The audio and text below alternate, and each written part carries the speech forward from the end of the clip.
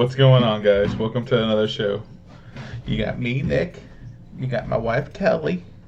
And you have this another stranger. I don't know why we keep getting all these strays, but he's down there. This old dog needs a home, man. Kind of reminds me of Old MacDonald. We can make it happen. We know people. We do. It's true. I think my wife did a pretty good job in like the adoption process of me, basically.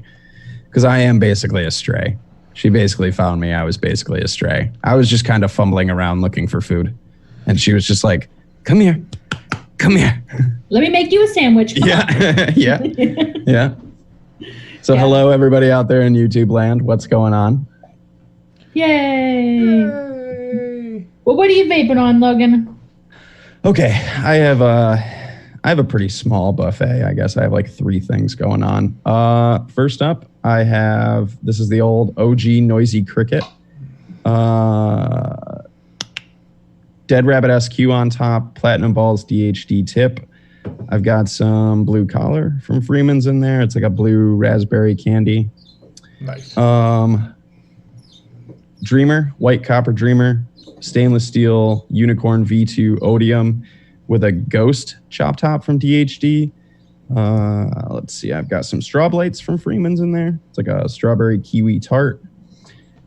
And then I've got topside, single battery, topside, recurve on top, color changing, I don't remember what it's called, DHD tip. It goes from purple to like a teal. Oh, And okay. inside there, I've got some Ben. I know it's a little hard to see. Hang on. I've got some Ben. Yay. Yeah. I can't stop vaping it. And even Beck stole it and filled up her squonk bottle and her topside. After she took one vape off of mine and she was like, I'm stealing a squonk. That's amazing. And just like ganked my bottle and took it over. So Well, that's good. It's very rare that couples will find a flavor that they both like. yeah, she one of her favorite liquids is they're not even around anymore. We have a little stockpile of it though. The Milkman. I don't know if you guys ever heard of the Milkman or ever tried any other stuff, but they used to do a flavor called Pixie Tarts, which is like just like literally like a pixie tart, like a pixie stick tart kind of pixie stick, just fruit flavor, no discernible like distinct flavor. And yeah, that's like her go-to weekly Pixie Tarts is her all-day vape. And for me, it's way too sweet. Really? Like it's just sugar. It's just way too sweet.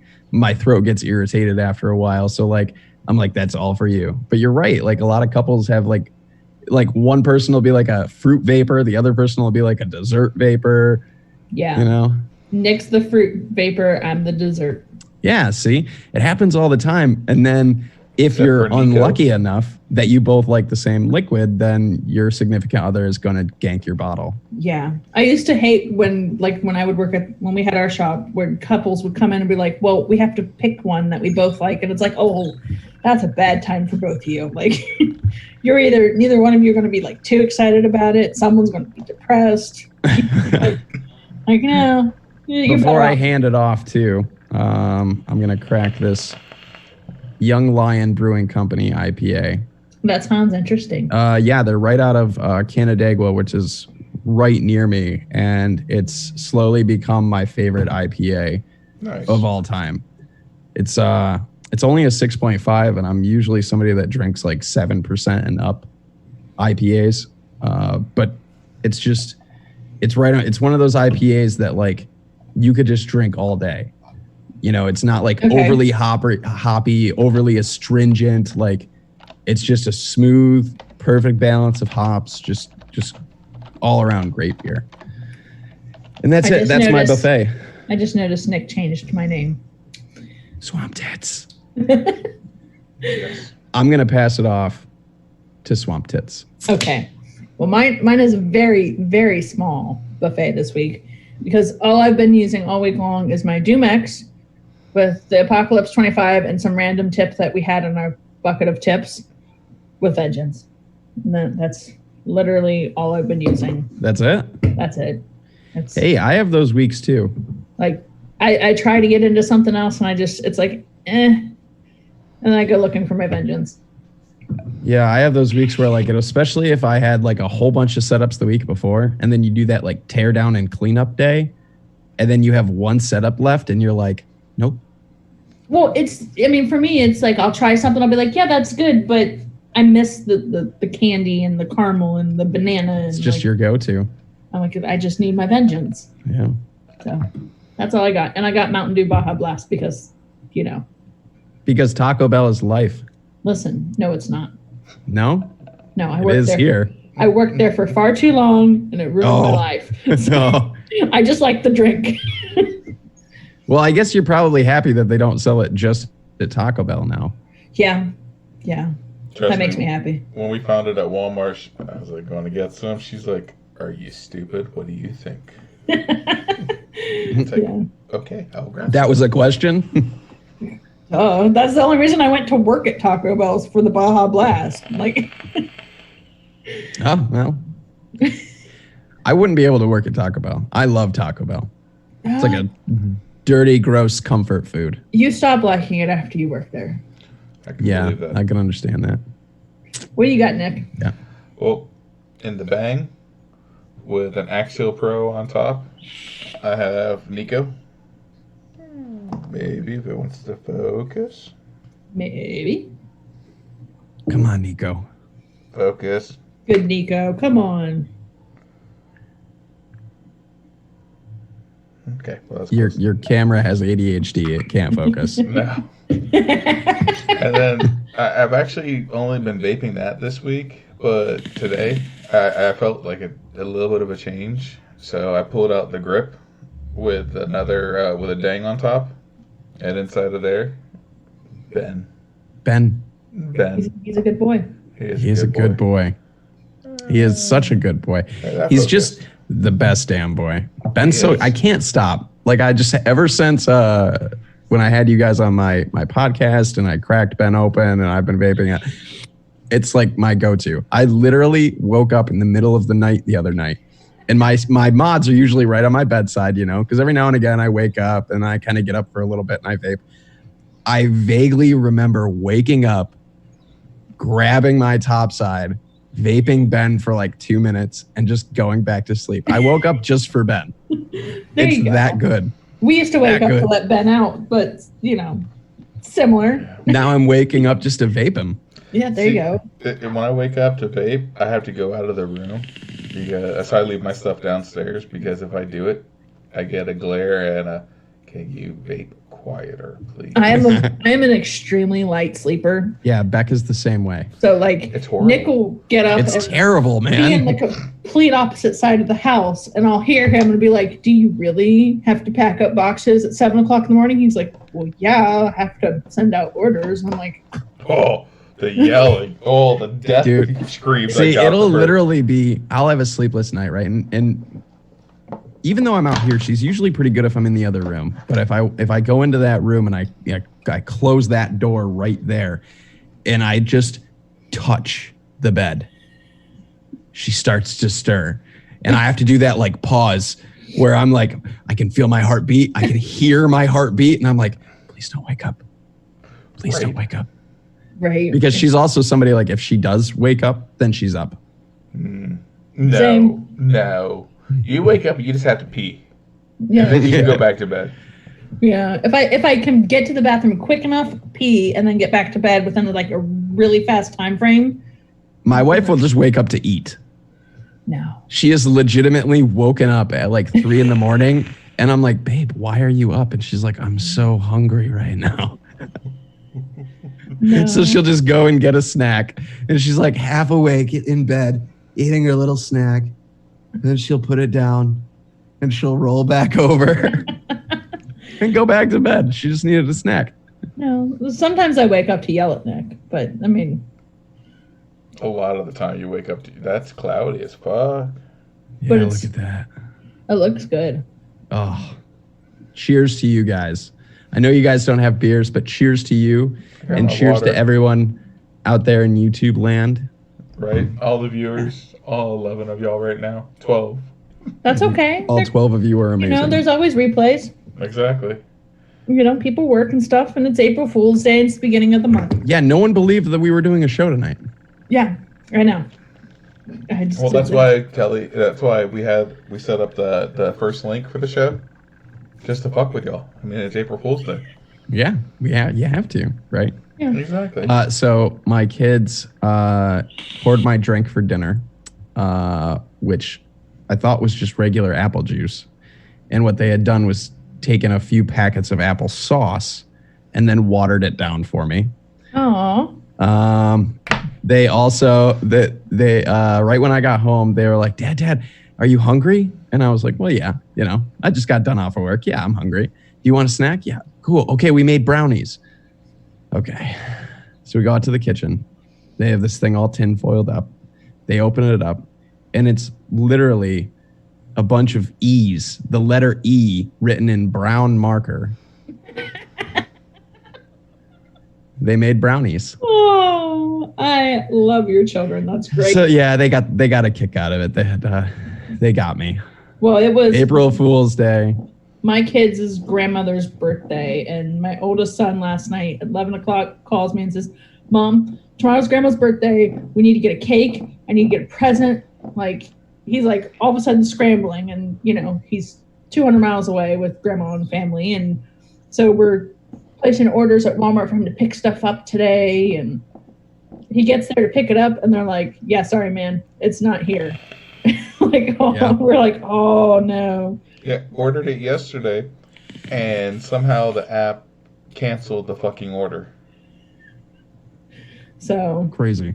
In the end, he ended up getting the present and a cake, and you know, he surprised grandma with a birthday party, and she was that's good. Totally surprised that she didn't think anyone was going to do anything this year for her birthday, but she got a whole little birthday party with the grandkids. So. You know, I always ask, like every year, my kids and the wife will be like, "What do you want to do this year for your birthday?" And I'm somebody I don't really care about my birthday. Yeah, same here. You know, I could care less. Like, as long as I can kick my feet up and take my boots off at the end of the day and have a beer and a good vape, that's good enough day for me. Yeah. But every year my wife would be like, okay, fine, we won't do anything. And then inevitably she'll plan something. You know. So yeah. I've just at this point I just accept it. Yeah. So yeah, that was our Monday, or feels like a Monday, our Wednesday. And then my son proceeded to call me and tell me that he cut the exhaust off of his truck and it sounds really good now. And I'm like, yo, well, I mean, hey, if it makes you feel better. Nice and loud. It is really loud, and he really likes it. Yeah. But he's a 17-year-old boy, so that makes yeah. The louder, the better. Yeah, he's really excited about it. Yeah, till he gets that first ticket. That's what I said. He said, Mom, right now they're not too worried about how loud my truck is with everyone dying. Like, no, they still are. I'm like, they'll still ticket you. At some point, they'll get tired of hearing your loud-ass truck, but whatever, you know. I'm like, just wait till your gas mileage drops to 10 miles an hour. Like, yeah. Then you're going to be like, I need an exhaust. Yep. But whatever. Yeah. Mike says he hit Mary with the best April Fool's ever. Oh, God. Did you tell her you're pregnant again, Mike? And Mike, you spelled my name wrong. It's written in the chat. There's no excuses. He still did better than me. He did it right the first time. I'm used to it, honestly. Like, you know. But yeah. Yeah. So that was. I just worked today. That's all I did. Same here. Yeah, we did a full clean out at this guy's house. I'm a landscaper and a landscape and construction worker. So we did a full clean out at this guy's property and then put down 22 yards of brown mulch today. Damn. Wow. So that was what I did today. All while listening to Bitch Burrito. Yay! Yeah. It was a fun time. The coffee one was my favorite. And you and me are very similar in the fact that we both really like peppermint mochas. I mean, that's my life. Peppermint mochas, and specifically, and anybody can call me out on this because I know how shitty of a company Starbucks is, but I don't care when it comes to their peppermint mochas. I will get every time that I go to Starbucks. It could be 100 degrees in the middle of January. It's the only thing I order from Starbucks. Exactly. And it's a peppermint mocha soy peppermint mocha with an extra shot of espresso and no whipped cream. It's my order every time. I always get, if I go through Tim Hortons, like I said in the bitch burrito, you have to say, I want a mocha with peppermint. Other words, they go, I'm sorry, we don't make that. And it's like, but you do. It's not But hard. you do. It's not hard. Yeah. But I'm a regular at McDonald's. But you and me differ in that I like very dark roast coffee. No, I like The darker, the better. Like, I want it to be as black as my soul.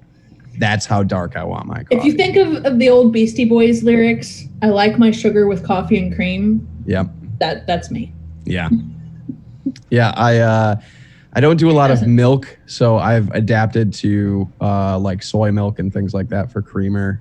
And Nick doesn't drink coffee. He's weird. A little bit of sugar. I used to be just black. That's how I used to drink my coffee, was just black. When I was a smoker, I drank just black coffee. And then when I stopped smoking, black coffee became way too bitter for me. For a long time, my go-to was just milk and honey, but I've tried to cut like just base milk out of my diet. I'm not a really big fan of just like base dairy milk. But yeah, soy milk and a little bit of sugar, and then that's it. Yeah. I know Nick doesn't drink coffee because he's weird. And I like mostly sugar, you know. I mean, I am weird. You can ask Mike. Me and Mike have had this conversation about how weird I am. He is very weird, man. I am. But That's okay. I love you and I like you. Aw, I love you too, Logan. You're so pretty. let's do some critter stuff real quick. All right, we're jumping to the critter corner. Let's do some critter stuff real quick. Right quick. Because we're in West Virginia. Talk West Virginia. Let me know when you're ready, honey. Critter corner bumper's played. Okay. So right now, normally I'd be telling you about going to a shelter and this adorable puppy needs a home. But unfortunately, with all the coronavirus going on, adoptions are now sight unseen for a little bit. So basically, you can still adopt a pet, but you don't get the chance to interact with it and meet it beforehand. So what you can do to help out with shelters is reach out to them on Facebook and ask them for their Amazon wish list. And you can send them stuff like cat litter and whatnot to help them get by, because they're not getting a lot of the adoption fees that they use to help, deal with all their pets. So you can do things that way, or you can even apply to be a foster parent, because with all these dogs being locked up, dogs and cats and bunnies and stuff like that, they're not getting a lot of the social interaction that they normally would get. So by fostering, you can give that dog just a little bit more help, if for lack of a better term. Okay. So please get a hold of your local shelters wherever you are and ask them, what can I send you from your Amazon list, and can I be a foster parent? Because that's going to be the best thing you can do to help them right now. And then for a training tip, we have a visitor visiting our family, and his name is Blue, and he's very anxious right now. And one thing that I've learned with dealing with anxious dogs is you have to let them come to you. So being that he's very anxious and very scared, walking up to him right now and just grabbing hold of him is going to get me bit. So what I do... Traumatic, right? Yeah. Yeah, if they're already scared and then you just have this person like coming up to them, they don't know what's going on. Yeah, no one likes it when you just walk up and give a random person a hug. So... That's not always true. Most people don't. I am a big fan of the free hug movement, though. I am where too. You just go around with a sign that says free hugs, and if somebody... Now, don't do it right now. Right now is a terrible time for the free hug movement to happen. And put make the signs sure away. that it's announced that that's what's happening. And someone with the sign. But outside of COVID-19 and social distancing... Yeah. So with Blue, what we're doing is we're giving him his space, and then we go up to him. If Nick's not here, I go up to him about every hour or so, and I open the door and I introduce myself to him, and I give him a chance to sniff me, and I'll take him treats, and I'll like try to interact with him so that way he's not scared, and eventually he'll grow to like me. But it's a long process. So if you come across a dog that's very anxious, don't be upset that the dog doesn't like you. It just doesn't know what's going on. So just be patient. patience is the best thing you can do at that moment. You know, give it time. Eventually they will love you. And it's going to be barking and it's going to be howling and making all sorts of noises, but just give it its space and let it make its noises. Don't yell at it. Don't try and discipline it right now. Just let it be him, her, it. Yeah. If you discipline it's it got to right find now, that level of comfort in its in its new setting and with new people and right. And that's why we have him secluded from the rest of the dogs and the rest of the family for the most part. Like, we do interact with him, but we don't want him interacting with the other dogs because he now is are you going to anxious. try to introduce like one dog at a time slowly kind of thing? Once he accepts Nick and I as people, then we will gradually work in other dogs. But right now he's still working on being okay with me and Nick. Right. So, But slow and steady. He has accepted Velez. he loves Velez. I don't know if it's just because he's fucking adorable or It's just because he's a tiny trash panda.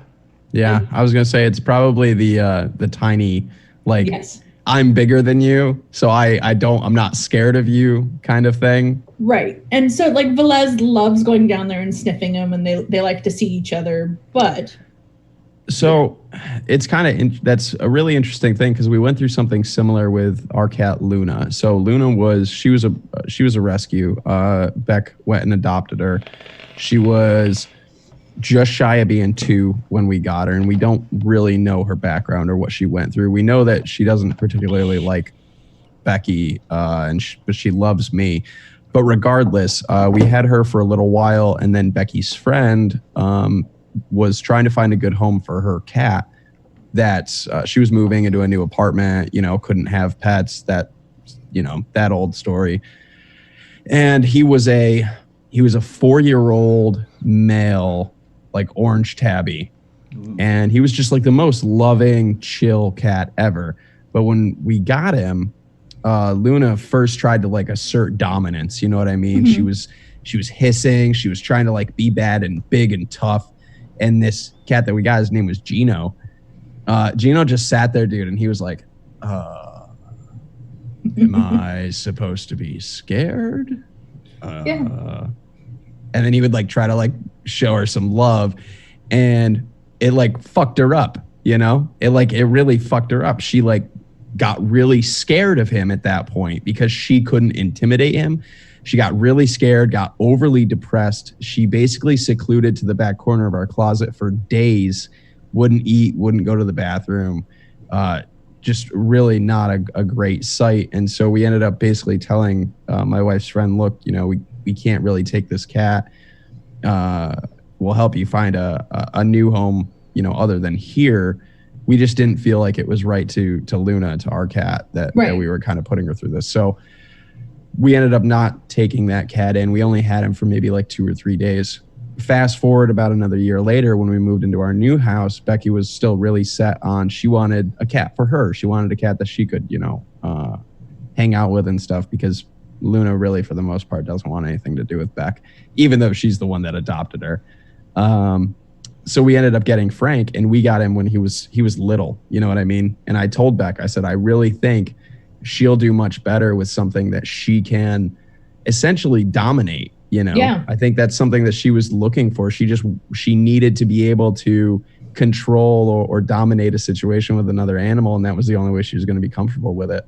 And yeah, she took right to Frank because she could basically pin him down and like put him in his place, which she can't do now because he's just a terror. But it definitely helped her like acclimate to having another animal. With Blue, we could easily, like, between Nick and I, we could pin him down and force him, but all that's going to do is make it worse so much. Reinforce the stereotype that we're scary. Yeah.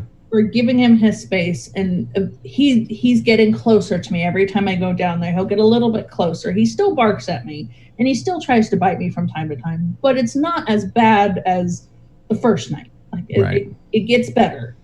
And it just takes time, and there's no like set time. No, they say a good rule of thumb is about 3 days before they start associating, okay, this is how it is. Right. So we're getting to that 3-day mark, and like I said, he's stopped barking constantly. You know, he's starting to accept the fact that, okay, this isn't a bad place. Right. So that's my biggest tip is just be patient. Patience. And also, your dogs and your cats cannot transfer COVID-19. That is not true. You will not get the coronavirus from petting a dog. So there you go. So I was just sent a picture, and I know y'all love making fun of me and giving me a hard time, but I don't. Oh, That was dry. You will. But evidently, this is what I drew. Focus. I drew that evidently in 1986. Is that My your sister. insides? No, that's my sister's insides. Oh, is that a can of soup? What is happening in that picture? It's like a can of soup with a pitchfork. Looks like a can of soup. It's like a pitchfork because there's so many little prongs on it. Oh my goodness. It's like I must have hated my sister or something. You're like, here, you just eat the whole can. And that was like her for Valentine's Day.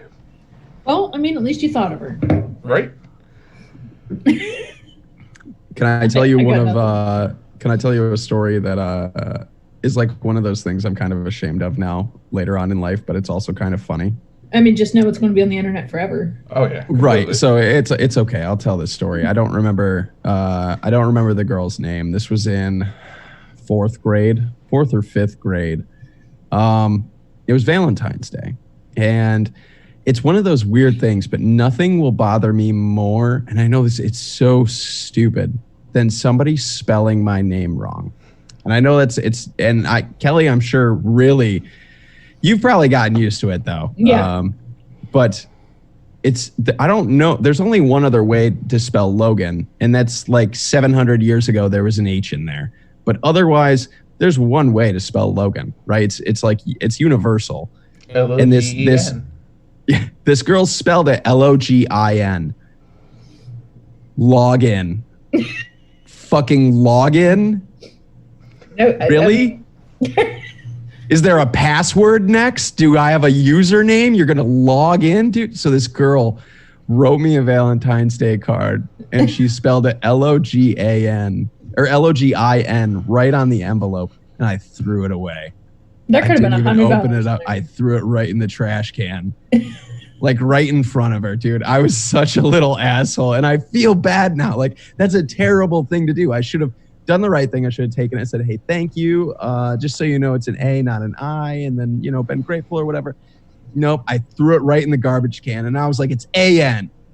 That was it. It was done. See, as long as my name has been around for me, it's, I've had to abbreviate it. I'll normally just do I or IE, just because when you put the GH on there, apparently people just get confused, I think. And I don't know. Yeah, it threw me way off.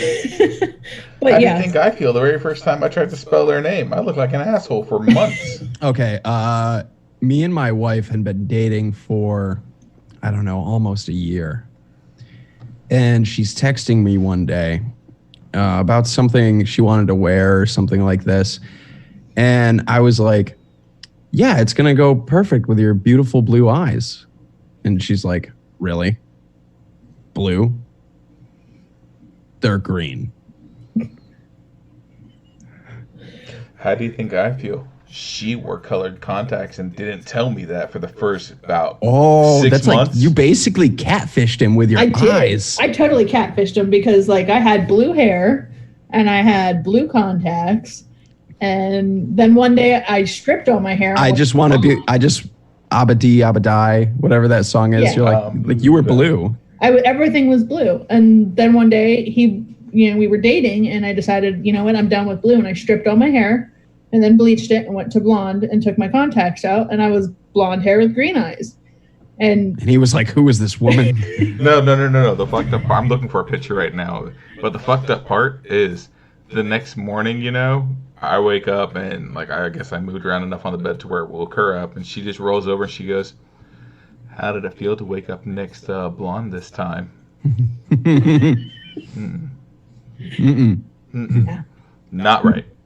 Sometimes I just I feel like what you need to do is diet and do all of that when he's asleep, and then go to bed, and then so he wakes up the next morning and there's just this blonde woman in his bed.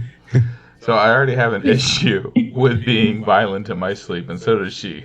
Oh my goodness. Well, my hair is ridiculously long, so he actually helps me dye it.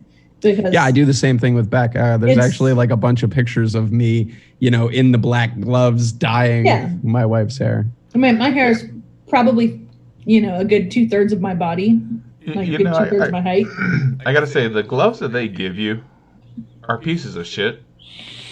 Yeah. I pull out my handyman gloves, my nice black ones, the automotive ones. Those are phenomenal. Oh yeah, absolutely. Yeah. 100%. And he learned about like root touch-ups last time, and like he's actually really good. Dude, the things we do for our wives, man. Right. I do the same thing. That's love. Yeah. That's what that is. That's love. I tell all my sisters, get you a man that will do your hair during the corona. Like, when I met my wife, she had basically like a pixie cut. She had really short hair. It was basically just barely longer than mine. And she used to dye it all the time. And that was never anything. You know what I mean? Dyeing hair that short takes 5 minutes. And she never asked me to help her until her hair like grew long. And then she was like, I need your help. And then I was like, oh my God, this is terrible. Like, and then, so I would do my best. Obviously I would try. But she would always end up with like 1 or 2 patches where I just completely missed it. Yeah. So like all of her hair would be blue. And then she would have like one brown spot, Yeah. So this is what Kelly looked like when I first met her. Focus. Focus. It's just whitewashed. Well, I'm a very pale person. Blue. I can tell it's blue. Lots of blue contact. Blue and Very silver, and then black on top. Now, Nick, are you expected to do and replicate that exact hair coloring? No. You got life fucked up if you think I could do that. Listen. I would pay to see the effort though. It's not hard. But when we got married, my hair was blue and it was ombre into purple. Blonde, Kelly. Blonde. Look at that. This is the girl I'll bite your fucking head off. Yeah. By that face right there. I'm already a little scared. She's like, keep talking. I'll kill you. Talk Murder you, you. Fucker. You like those teeth? I mean, there's been you like having teeth? Yeah, no, when we got married, I paid someone to do my hair blue, ombre into purple, and I loved it. It was fucking amazing. And then things happened, and I was like, listen, this is too much upkeep. I don't want to pay someone a stupid amount of money to do this. And at the time, I was like, I might have to get a real job because who knows what's happening with the vape industry. I was like, so do I strip my hair, bleach my hair, and then dye it back as close as I can to my natural color so it can grow out, or do I just dye it black? And I was like, fuck it, we're going black. Mike Hammond's dyeing his wife's hair on Sunday. Well, that's a good husband. Yeah, man. So yeah, anytime that my wife needs help with it, and it's usually just like the back, she can get like all the sides and the front and all that, but then like the back middle is usually what she needs help with. Mine is just so long that it's just easier to have Nick do it for me. Yeah. Yeah. It just gets in the way. How many bottles of hair dye does it take? 6. Liar. Oh, fuck. How am I a liar? The very first time we dyed it black? Yeah. 9. That's true. Oh my God. That's a lot of hair. It's a lot of hair. Like, yeah. If I cut my hair. Do you mind donating some? I would, but it's dyed a lot and it's dying. Like, it's not in very good health anymore. Yeah. You want to see a picture of Baby Vengeance? Yes, always. Well, there it is. That's. Oh my gosh. There's my long hair. I washed it yesterday, so it's still a little wet. But my arm is completely stretched. Oh wow. Yeah, that's some serious hair right there. Yeah. It goes down to my butt crack. I have to put it up in order to go to the bathroom. Yeah. My cousin had hair basically down to this is a long time ago. We were a lot younger. I don't know, maybe just about teenagers. But she had grown her hair out most of her life, and it was like basically the middle of her thigh. Oh, wow. And she chopped it almost all the way off and donated it to Locks of Love, which was incredible. But it was so strange, to see this person that I'd known almost all my life with literally hair like all the way down below, like almost to her knee. And then all of a sudden it was just like gone. I keep threatening to cut my hair. I just don't have the balls to do it. Because I'm like, I'm going to cut it and I'm not going to like it. Well, the good thing about hair, unless you're me, it grows back. Mm-hmm. We could do it right now. We could do it right now. I have I'll scissors come down right there. here. I'll come down there and do it. I have scissors right here. You fucker, you stole my scissors. Those are my scissors. Really? That's why I got stuck with these ones. Who is Little Dicky? And why does Mike think I'm him? I don't know. Little Dicky? What? Who's Little Dicky? Who's Little Dicky? I know Little Nicky. Mike, I have multiple questions. We have a lot of questions. First of all, now I want to know. Who is Little Dicky? Okay, so do I look like him? Vaping horror. And who has a better beard? Don't cut my hair. But listen, it's heavy, guys, and it's long. I can only imagine in the summer. I mean, I had my hair down to just below my shoulders at one point. Eventually, that got mostly buzzed off and turned into a tall fucking mohawk. But I mean, I keep like, if I could just cut like 6 inches off, like just that's like a foot right there. Well, some of it's 6 inches. It's layered. He's a rapper. He's a mumble rapper. He's a mumble rapper. I don't know who that is. I'm far too well spoken and cannot rhyme. Wow. To be. John Papa goes, well, not new, but white. But not new, but white. White rapper, Listen, sorry. Okay, well, if we're both white, I could see the confusion. Yeah, I mean, yeah. If we could get Tom McDonald on the show, I would piss myself because, like, for some reason, I've decided I'm into rap now, and that's who I've been listening to. Hey, music is music, man. Whatever floats your boat. Yeah. Whatever gets you through the day. It's a thing that I've been enjoying lately. When I'm cleaning the house, I'm listening to like. What's your latest, like? Do you have an album that you're really into right now? Yeah, the one that just released like not too long ago. I don't know when it was released, but it's the new In This Moment album. Ooh, In This Moment's really good. And I've been like really jamming on As Above, So Below. I don't know why. I just really enjoy it. Yeah, In This Moment's a great band. What about you, Nick? I don't really have one. No? You don't have an album? Whatever I put on the playlist. Yeah? Yeah. I mean, I have a playlist that I set up for when I go and do construction jobs. It's all pretty much politically correct. There's no real cursing in there. And there's... It's like the soundtrack to Frozen. Yeah, the soundtrack to Frozen's in there too. I did that for my Dark Girls. Yeah. And I can sing along, and one of the requirements to work for me is that you know can we build a snowman? Oh God, I don't know if I know it anymore. If you like Logan. Nick's smile, just wait until you I feel like, listen, standing out. Frozen was everything for my kids. Right. Frozen toys, the movie was on repeat. Frozen was... And I feel like it got to the point where I just tuned it out. We have 4 girls within a 4-year age range. Oh, yeah. Everything was Frozen. It was Frozen. I'm really glad that Frozen 2 sucks. I haven't seen it yet. Oh, God, it's terrible. Now Nick's going to make me watch it. Okay, here's the thing. No. It's not terrible, right? But the first one, honestly, love it or hate it, was huge, was a big movie. It was really good, and this one just does not live up to that. See, that's sad when they do sequels like that. Yeah, it's still good, and if you have kids that like Frozen and they want, just watch it. It's still good, and right now, if you have Disney Plus, it's there already. It's there. You can watch it, but it just wasn't as good. Oh, hello. Oh, hello. Is that one of the babies? Yeah. Is that food? Yes. Yeah. That's this will be food? dinner. Yeah. But they're so damn cute. Yeah. Circle of life, though. Focus. Our Snake, cameras are all fucking retarded the snake's tonight. got to eat. Yeah. Yeah. There you have it. It's just so cute. Was it like once? What does your snake eat? Once a week? It depends on the snake. Okay. The big snake eats about once a month. We offer it to her once a week, but she really only eats about once a month. Mm-hmm. Annie, the medium snake, will eat whenever you put food in there, just because she's always hungry. And Ted, it depends on his mood.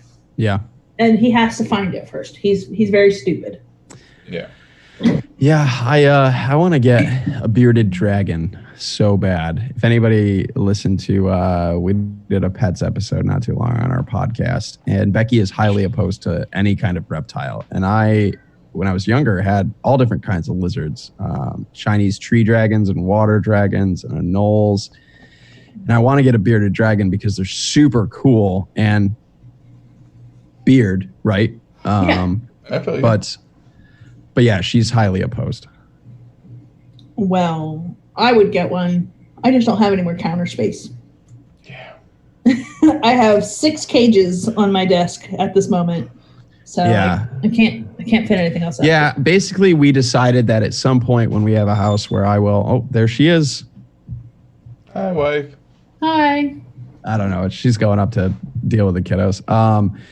Yeah, someday though, when I have like my own office with a door that she never has to go into, then I'm allowed to have my lizards. I mean, I have a spider, but I don't touch her because she's mean. Yeah. She's very Really? mean. Yeah. Yeah. What kind of? She's a new age pink toe. So Okay. she's blue, but she has pink toes. Right. And when we got her, the lady was telling me the story of her life. I mean, the lady worked at a pet shop, and the spider, the guy that took care of the spiders, got all the spiders in and like wrote down who was what and all that stuff. And then he went on vacation for 2 weeks. And when he came back, he asked, "Hey, did you sell the new age?"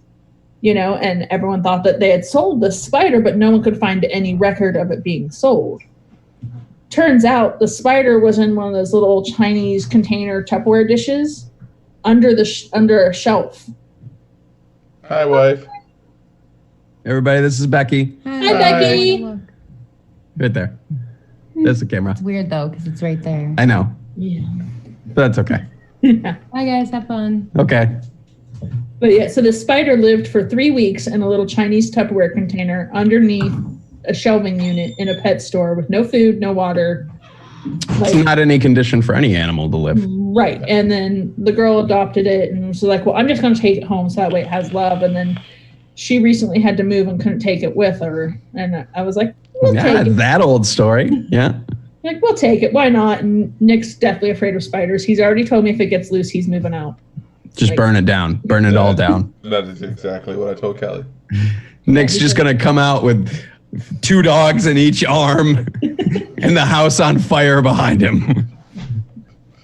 It's like, I'm safe. Yeah. No, he probably wouldn't even do that. Yeah, he's not a fan of it, but he does feed it for me, and he's trying to work on overcoming his fears, just like Blue in the basement.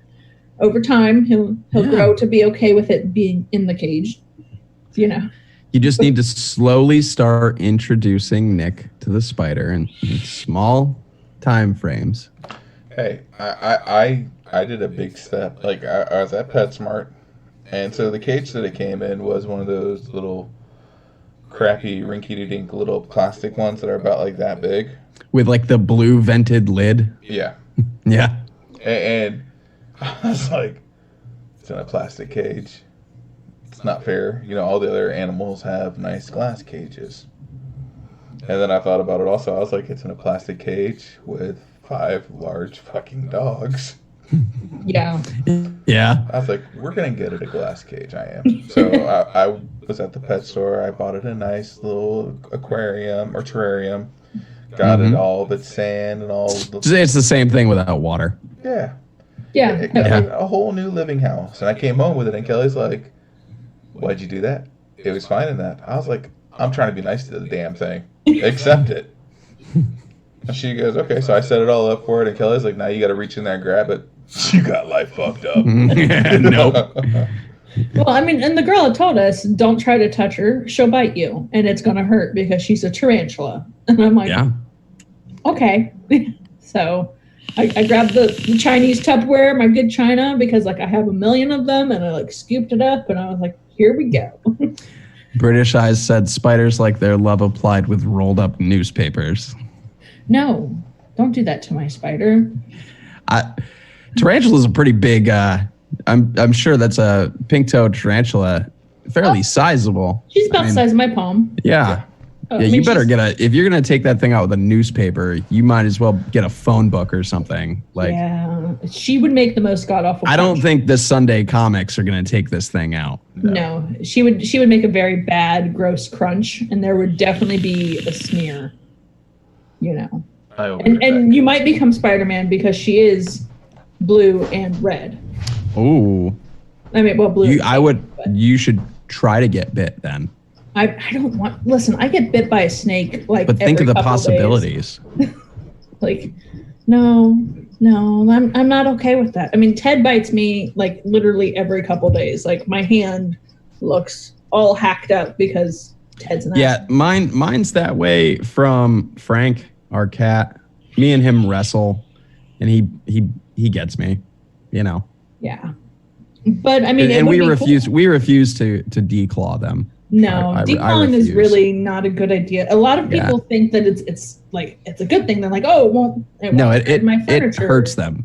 Yeah, it's like quite a bit. If you cut off your finger. Yeah, because they take part of the bone. You wouldn't want to lose. Yeah, and I really only try to clip their nails if it's needed. If they get too long, they start curling too much towards the pad, things like that. Otherwise, they have scratching posts. They have things where they, every now and again too, I'll find a whole nail.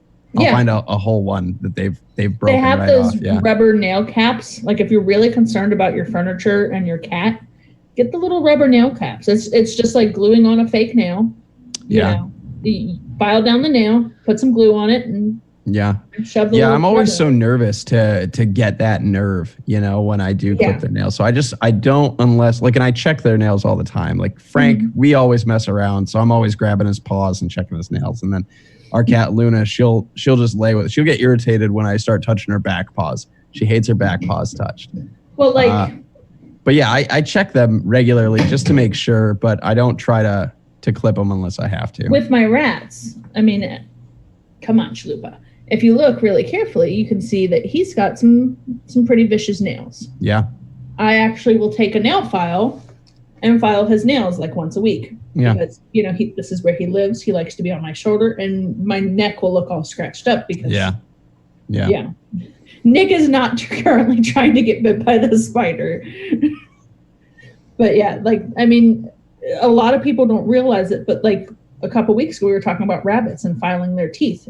Any animal that has nails, you're going to need to watch the nail growth because eventually they will get long and they can grow back in. They can, go through the paths. They can create damage to the animal. Yeah, especially cats and dogs will too. Cats especially, they'll curl completely back in to the pad on their paw. Yeah. And dig right in there. And that's obviously what you don't want. That's when I'll say, okay, these are starting to get a little curly, a little too long, and I'll take off just what I need to. My rule of thumb is if you can hear them tapping on a hard floor, it's too long. Yep. So keep that in mind when you have a pet. If you can hear it tapping versus just walking, you might need to get the nails done. And a lot of vets will trim nails, and they're like $10. Pet stores. I know there's a pet store just a few minutes from our house that does it for $10, which I'm like, that's really cool. Super good deal. Super easy. Yeah. Right? For the most part, though, like I said, if you have cats and you have plenty of things for them to, we have a cat tree right here that they can scratch on. There's a whole mess of things under that end table over there, like the cardboard scratch things. The other thing, like with dogs, a lot of people don't realize is that taking your dog for a walk will actually help file your dog's nails. Right, especially on like a sidewalk, like a because concrete sidewalk. the concrete of the sidewalk, files down the nails. So if your dog is not friendly to getting its nails trimmed, try taking it for some extra walks. That might help. Yeah, it's a good idea to walk your dog. It is. Period. It is. It is a really good idea. If you don't have that option, to go and get their nails done, or you have to like put them under to get their nails done. Hi, honey. Don't scare me. I wouldn't scare you. But yeah, I try not to for the most part because they do a pretty good job of getting them themselves. At least the front claws. The back claws are usually the ones that I might have to tend to a little bit. Vengeance does it himself. He chews on them. He'll file his own nails, and that's really awesome. Yeah, for sure. But, I wish my cats would do that. Yeah, Velez not so much. Every now and then you'll hear him tapping. And it's usually just the back ones if I have to do any, and I just do the ones that I need to when I need to. That's basically how I look at it, and I don't take off more of the claw than what I need to because those nerves that run right into the claw itself. Oh yeah. Go down. You know what to do if you were to get that nail and it would just start bleeding? You dip it in cornstarch. And that'll clot the blood. Interesting. I need a Spider-Man mask, Mike. That'd be awesome. Where are we going? Where are we going here, Chalupa? I prefer a Batman mask because I like running around Walmart going, Batman!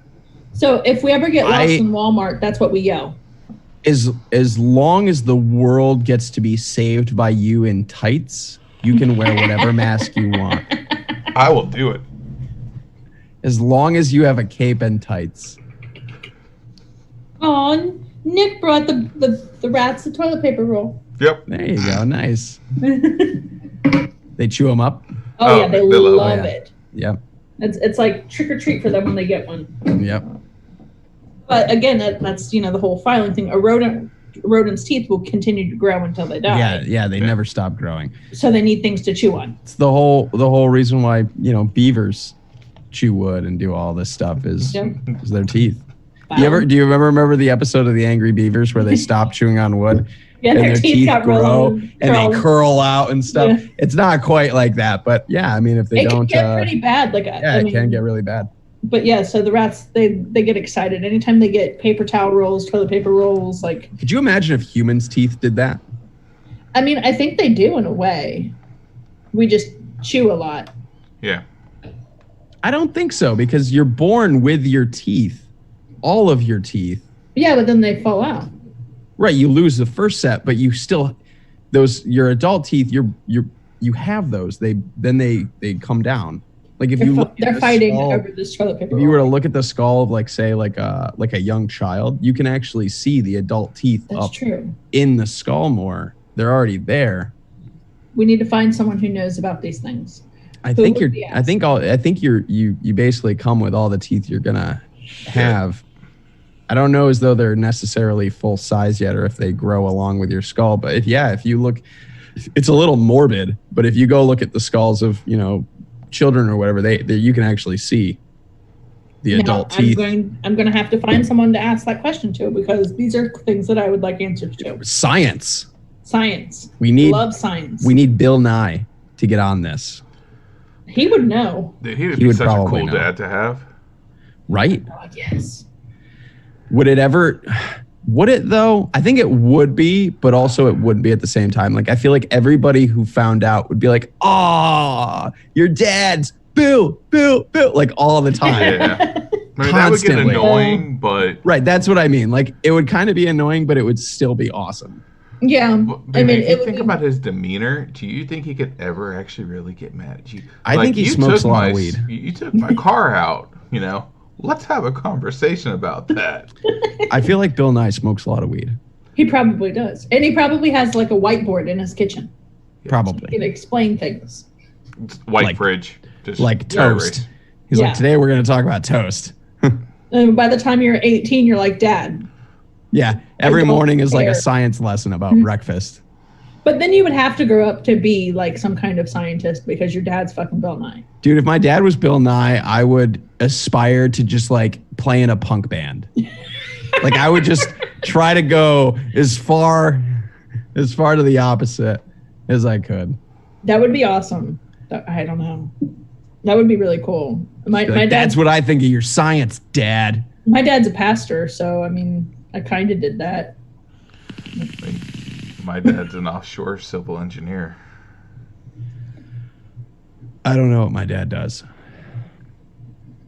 That's the kind of relationship I have with my father. It's interesting. But it's okay. Yeah. But yeah, I mean, I feel like if my dad was Bill Nye, I would probably be the kid that did everything I could to not be involved in science. And then I would probably still end up involved in science. Bill Nye's son is a flat earther. Yes.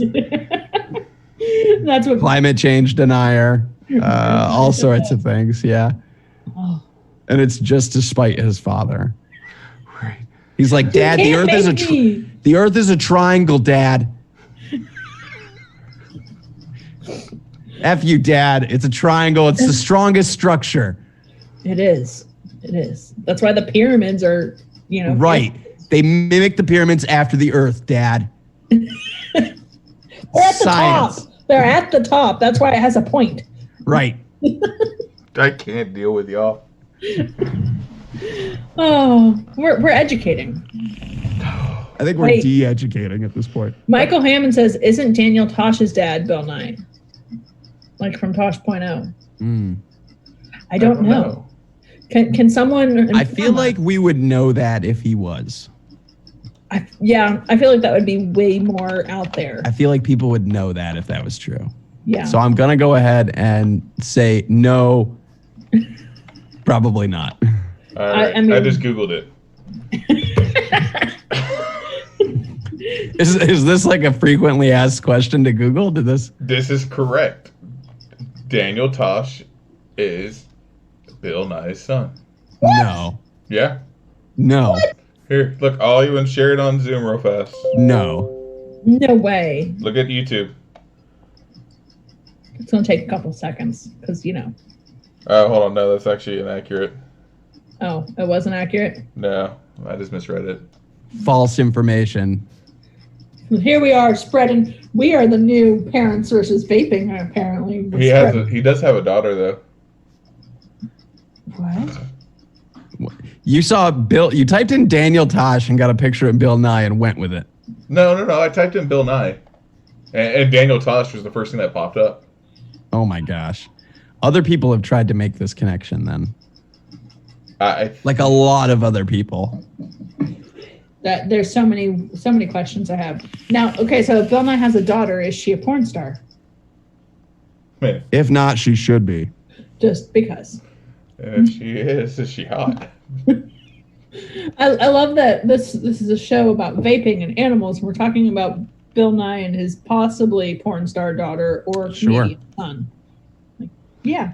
Yeah. Okay. Bill Nye's daughter is named Charity. She has to be a stripper. She's probably. It's probably like Charity Sunrise Nye. Or maybe Charity Evening Nye. Yeah, Charity Pixie Dust. No, I don't know. It's probably Dawn. I don't know very many strippers, so Crystal? I don't know. So he only has one kid, the daughter.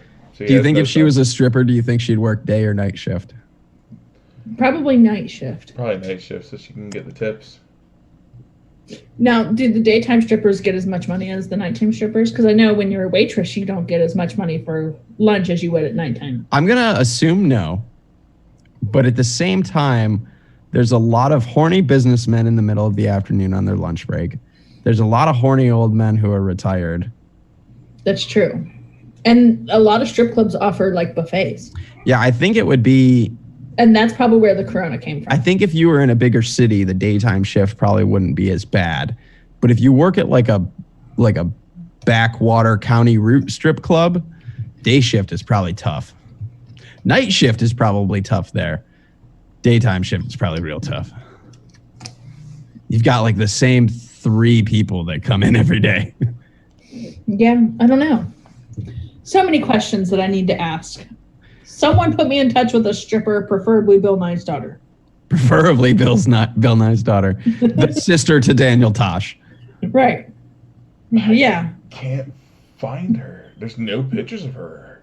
Well, that's probably a good thing. Ryan says his former stage name was Super Bloke. You know what? For somebody who is so about scientific evidence, there isn't much scientific evidence of this daughter. There really Is it one of those things where we just say that he has a daughter and he doesn't? Yeah, maybe it's one of those like he has a daughter kind of situations. I don't know. Is it like me with my dogs? Like I have a million kids. Or Sure. is his daughter like a fur daughter?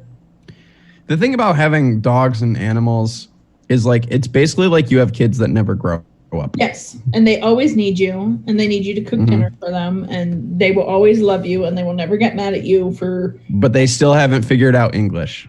Right. Yeah. Right. Like Do you know I what like Bill- my animals. Do you know what Bill Nye's real name is?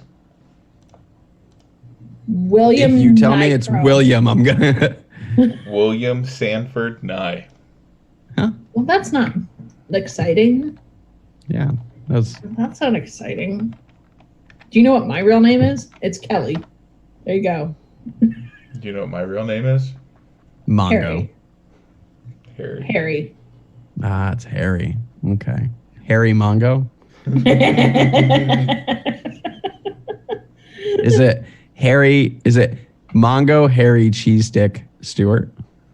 Yes, that is exactly. I'm gonna make your mom call you that from now on. What, Mongo? Yes. You know she won't say cheese stick. No, but she'll say Mongo. She won't say cheese stick because she'll go, oh, that's horrible. Is she English? She is. Okay, I was like, you're doing a weird English accent. Is she English? She's so British. It's great. That's Like- awesome. So British. Is she British? British? Yes. Yes. Like they're like BRI space ISH kind of British? She doesn't speak Cockney. She's a very refined British. Because that's my favorite British is when they're like, I'm British. And there's no I, it's just No. British. She's a fancy British. Oh, so Like she's the Queen- British. Yeah, she's Queen's from- British. So she's British. Yeah. Exactly. She's Queens. Right. She's British. Or she's British, not British. Right. Yes. Right, Yes. I'm giving up finding Bill Nye's daughter. But she will. We do have a recording somewhere of her saying, "Don't be a wanker." Ooh, there you go. Wrong, that's My favorite English saying is bugger off. We have a recording of I her love saying telling that English, also. like I love telling, American people as an American to bugger off. It's like they don't know it. It's like if they hear it from an English person, they're like, okay, that's an English thing. I kind of understand what it means. But when you're when you're an American and you say bugger off, they're like, what the fuck did you just say to me? Like, well, I could have told you to fuck off, but Yeah. Oh no, she's a very sweet lady. She has moments where she says stuff, and you're like, should I be mad that she said that to me? I don't know. But she means it with love, I guess. Yeah. We have a few people from the UK in our Discord that I talk to regularly, and so I'm always kind of like learning new lingo. Especially my good buddy Richard. He'll say something, and I'll be like, "What's the American equivalent of that?" Listen, my favorite bit of useless knowledge is AC/DC in Australia is Akadaka. I don't know why I know this, but that's what it is. She's very proud of that. I'm very proud of that bit of knowledge that I have, Interesting. and I'm sharing it with you all. Because Nice. now you know, if you ever go to Australia and you want to listen to Dirty Deeds Done Dirt Cheap, it's by Akadaka. Have you ever listened to? I believe it's the Weird Al version.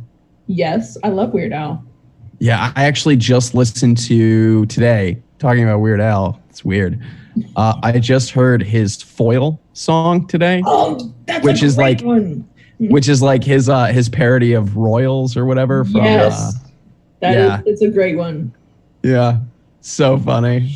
I'm so glad that Weird Al is like still doing what he does. Right? which is crazy. You know how many songs this man has parodied? Like all of them. Yeah. Literally all of them. There was a story back in the day, back when Nirvana was still a thing, and they were saying that Weird Al went to Kurt Cobain and said, "Hey, I want to do a parody of Smells Like Teen Spirit," and Kurt Cobain said something about like, "Is it going to be about food?" Because most of his songs up to that point were about food. Sure. So sure. Yeah, dude, I love Weird Al. He's one of those people, like, I feel like Weird Al is like, you either love him or you hate him. You know? Yeah. But I mean, how can you hate him? He's just a guy that's weird. Some people don't like parody stuff. Some people don't. He might be Bill Nye's brother because. Ooh. I don't know. Interesting. Do you have like a guilty pleasure musical artist or anything? Is there anybody that you listen to that like maybe you don't tell everybody? Yes. Do you want to tell everybody? I'll tell everybody mine. Okay. You want me to tell mine first? My musical guilty pleasure is Taylor Swift. I like Taylor Swift, but I don't feel like that's a guilty pleasure for me. It is for me. Like if you heard the metal that is 99.9% of what I play, whether it be in the car, at home, whatever I'm listening to, and you were like, Logan, is that Taylor Swift? Yeah, absolutely it is. And her documentary is amazing. Everybody should go watch her documentary. It's fantastic. I love T Swift. My guilty pleasure, I am obsessed with RuPaul. Oh, my wife's obsessed. We watch Drag Race every week. I watch Drag Race all the time. It's my go-to. Yeah. My wife, everything RuPaul. She's seen Trixie Mattel perform live. She's seen some other drag queens. She's gone to drag shows. Yeah, Raven is my absolute favorite drag queen. Alaska's funny, but like I just love Raven. I don't know why. Me and Mike in chat. We're gonna go jam out to some T Swift after this. Yeah. See, I don't really think I have any guilty pleasures. No? No, because he openly admits to liking them. Yeah, I tell everybody. I guess guilty pleasure wasn't necessarily the right word. I mean, we really shouldn't have like guilty pleasures, right? Like if something brings us pleasure, we should just enjoy it. I guess more like something that was just kind of like way off the cuff. That's like not your norm. Hi, I'm Nick. Everything's way the fuck off the There's no norm. My playlist is like In This Moment and OTEP and Five Finger Death Punch, even though I kind of feel like that's for drunk trailer park dads. I'm sorry to anyone who likes them. There's maybe legitimately three Five Finger Death Punch songs that I actually like. Yeah. One of them is their remake of Bad Company. Yeah, I like that one. But that's a good one. I mean, every now and then. Make it there, Nick. Every now and then I'll like put on Justin Bieber just because I'm like, okay, I'm in a mood for pop. Yeah, pop's one thing. It's I don't know, man. There's just something. I just love T Swift, man. That's it. Christina Aguilera. Like I get in a mood. Otherwise, for me, it's a lot of like Beartooth, Old Hundredth. Let's see, Wage War, As I Lay Dying, stuff like that. And a lot of punk, like a lot of like 79 to 83 American hardcore, Black Flag, Gangrene, SOA, the Circle Jerks, the Adolescents, like old school, real American hardcore punk rock. That and just like metal. My musical genre is my like go-tos. Angry chick rock. Yeah. Like I'm really down for some angry chick rock. Mine is all over the place. Yeah, Nick doesn't have a genre. Like normally in my playlist, you're like, hey, look, it's In This Moment, OTEP, Hailstorm, Paramore, I love Paramore. Kitty. You're like, hey, Kitty, we haven't heard from them since 1999. And I'm like, I love Paramore. I saw Paramore in 2007. Yeah, I love Paramore. Hayley Williams has an incredible voice. Okay, so there's a Taylor Swift metal cover by I Prevail, and I absolutely love it. Like, I love that song. They did, I forgot the name of the song now. Blank space. That's it. Duh. But yeah, it's a great version. There's some screaming in it. It makes me happy. I don't know that reference, but okay, I should amend what I said. I love Weird Al, but I don't know all of his songs. Like I'm not a hardcore Weird Al. Like I don't live and breathe Weird Al, so I didn't get the reference. British Eyes. I'm sorry. I let you down, man. I apologize. Yeah, I don't either. I'm sorry, Ryan. I'm sorry, man. Yeah, I don't get it. No, you stumped us all, bro. Right. But me and Mike T Swift. We're gonna go represent. We're at me and Mike Thayer were over at a customer's house, and he came in. The house was empty. We're just working and painting over there. Customer comes in, and it was jamming out to some rap song. I mean, because the customer's not there, so we don't have to listen to the really clean version of stuff, you know. And the customer's walking around. We're talking, and then it switched to I can't remember, like country, I think it was. And then from there, he goes into the bathroom while Mike was painting, and I was painting in one of the bedrooms. And I hear Mike and him talking about how weird my musical taste is, and then Frozen comes on. Yeah. And he's like, the icing on the cake. He's like, yeah. Yep. Mike's like, yeah, you get used to it. Yeah, I mean, when you have kids, when you have little ones, the car soundtrack is unique. It's not the same as your standard playlist, the at-home adult only playlist.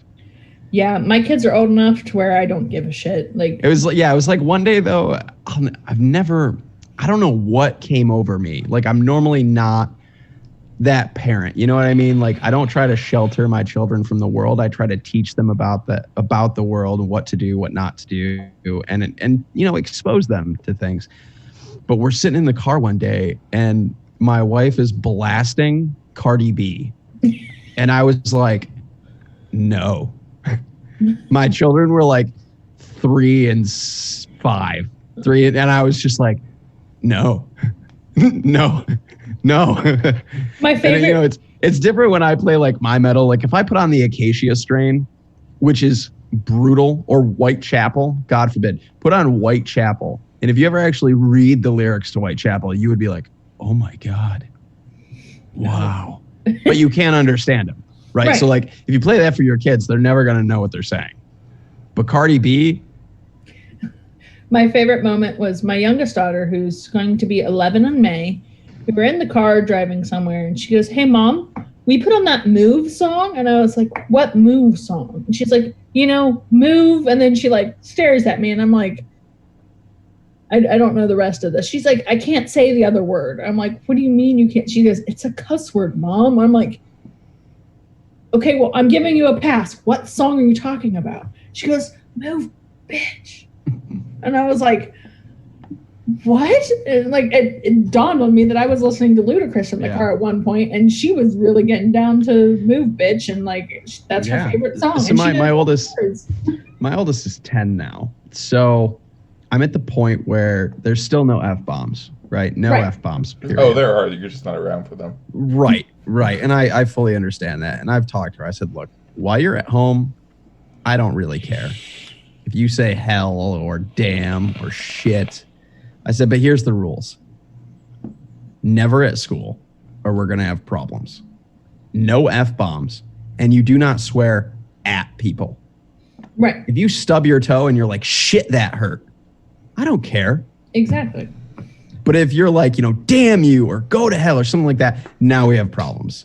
It's been about a year. You can swear, but you don't swear at people, no F-bombs, and not at school. January 2019, my oldest daughter said, Mom, I'm 11 now. Can I say cuss words? And I was like, well, like, what cuss word did you want to say? And she's like all of them. She was like, well, like the D word. And like, it took me forever because I was like, what's the D word? Like, because it didn't occur to me that damn is a bad word, because I say it a lot. Right. And she was like, I just want to say it sometimes. I'm like, all right, fine, go for it. And so in like a period of like 5 seconds, she said it as many times as she possibly could. And I'm like, Okay, Did you get it out? Is it all out now? I'm like, you're good. You can say that word now. Just, don't level up anytime soon. Right. And that's the thing. Like, I think the more that we tell our kids not to do something or that they're not allowed or that they can't, the more they're going to do it. So I just try to strike a balance, like level with me here, kid. I don't care if you say a lot of this stuff, but here's the groundworks to using it and not being a dick and not pissing me off. Exactly. Like my 17-year-old will drop F-bombs every other word if he can. Oh yeah, I've been that way my whole life, and I used to get in a lot of trouble for it. And he knows with mom and stepdad, it's cool. That's fine. Not saying it at them, but using it in a sentence is fine. He's not allowed to say it at school. He's not allowed to say it to grandma. Right, because if I have to go to school and deal with a principal because you're sitting in 4th grade dropping F-bombs and telling your teacher to F off, like, we're gonna have problems. Yeah, you're gonna hear me say that word a lot. Right, like, you're not gonna see the light of day for a week. Yeah. So it's one of those things where, like, I want to, she's getting older. I want to respect that. And I know that she's going to, use this language, go out and do all these things. But I want to establish that relationship of, like, there's certain things, like just how to go about it. How to, you can swear, but, like, have some couth. Don't swear at people. You don't need to don't be me and drop an F-bomb every other word. Like, I've gotten better. Having kids got me better at dropping the F-bomb. Because it used to be like every other word, I would be like, hey, what the fuck is up? I'm Logan. How's your fucking day going? Like, it just, spiced up every sentence. And so we're not, I'm like, you're not there yet. Right. Like, here's the training wheels to cussing, basically. Right. And that's the thing. Like I've made it very clear that I'm not going to be bothered by cuss words. Just know that you can't say them in front of certain people. Like, that's all I care. Yeah, like, don't say that shit at school. Because my thing is like my 17-year-old. He's 17. He's going to be 18 in December. Like, I'm supposed to be training you to be an adult.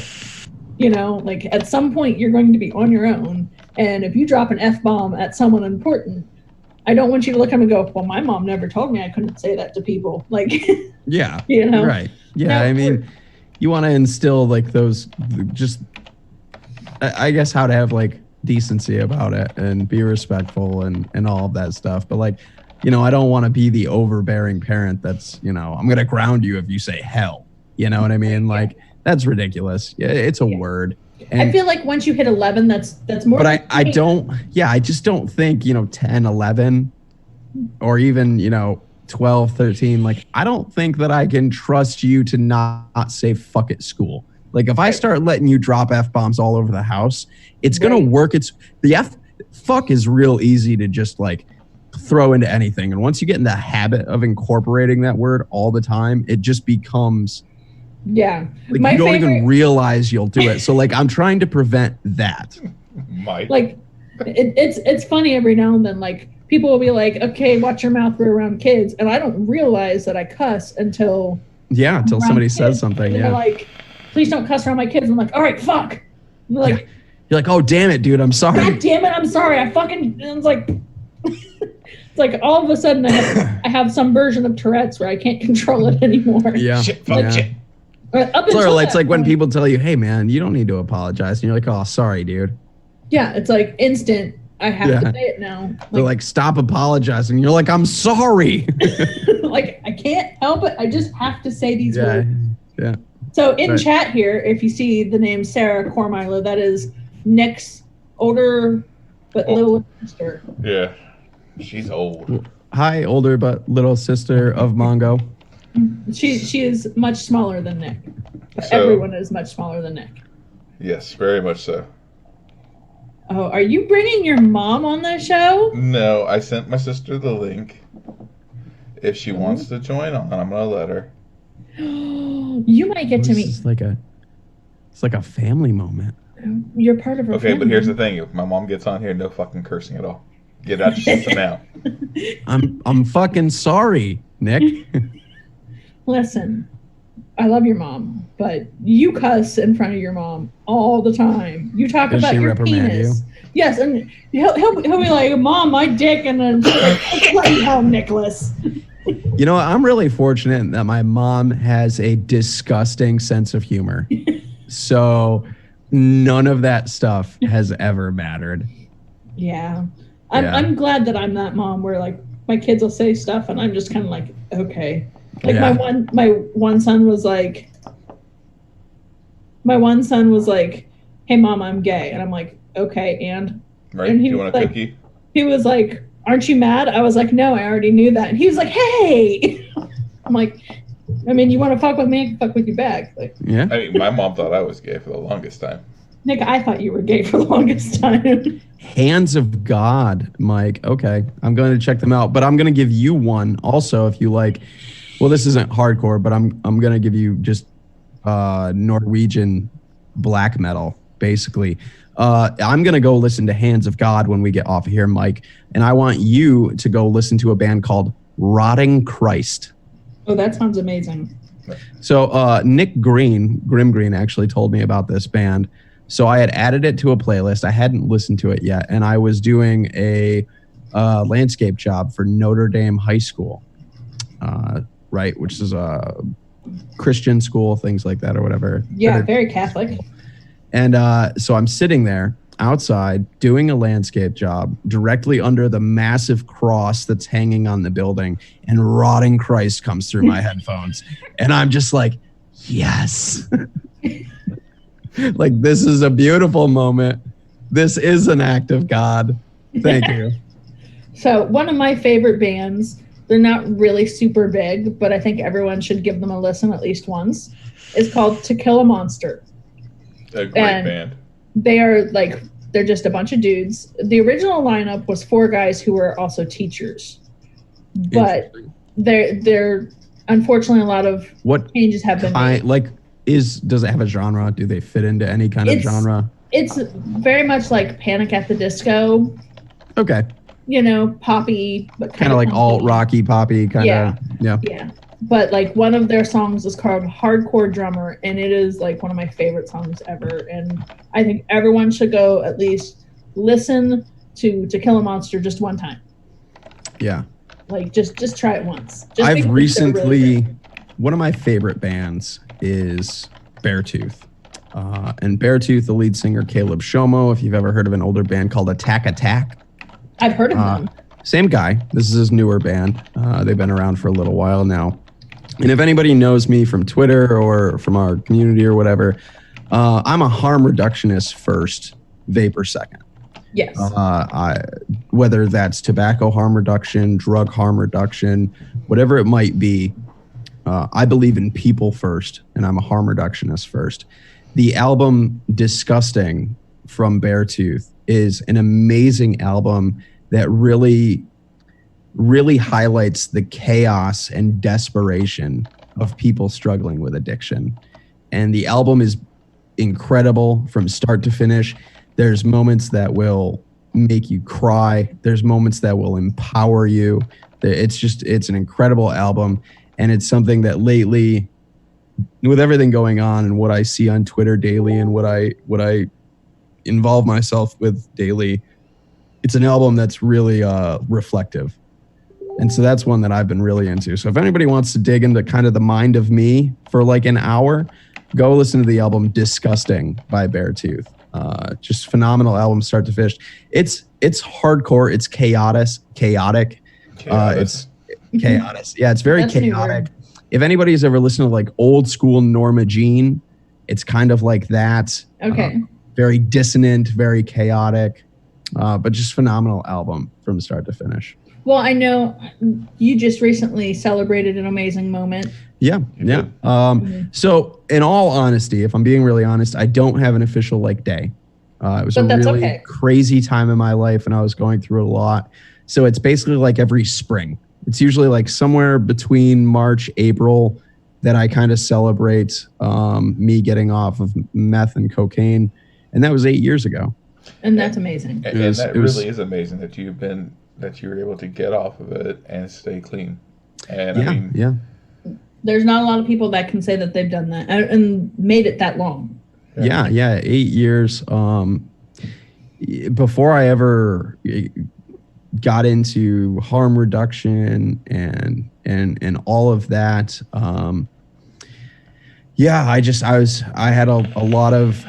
I struggled with meth the hardest. But it was something I saw myself getting into really bad situations. It was becoming really problematic. I started dealing with health issues from it, a lot of relationship issues.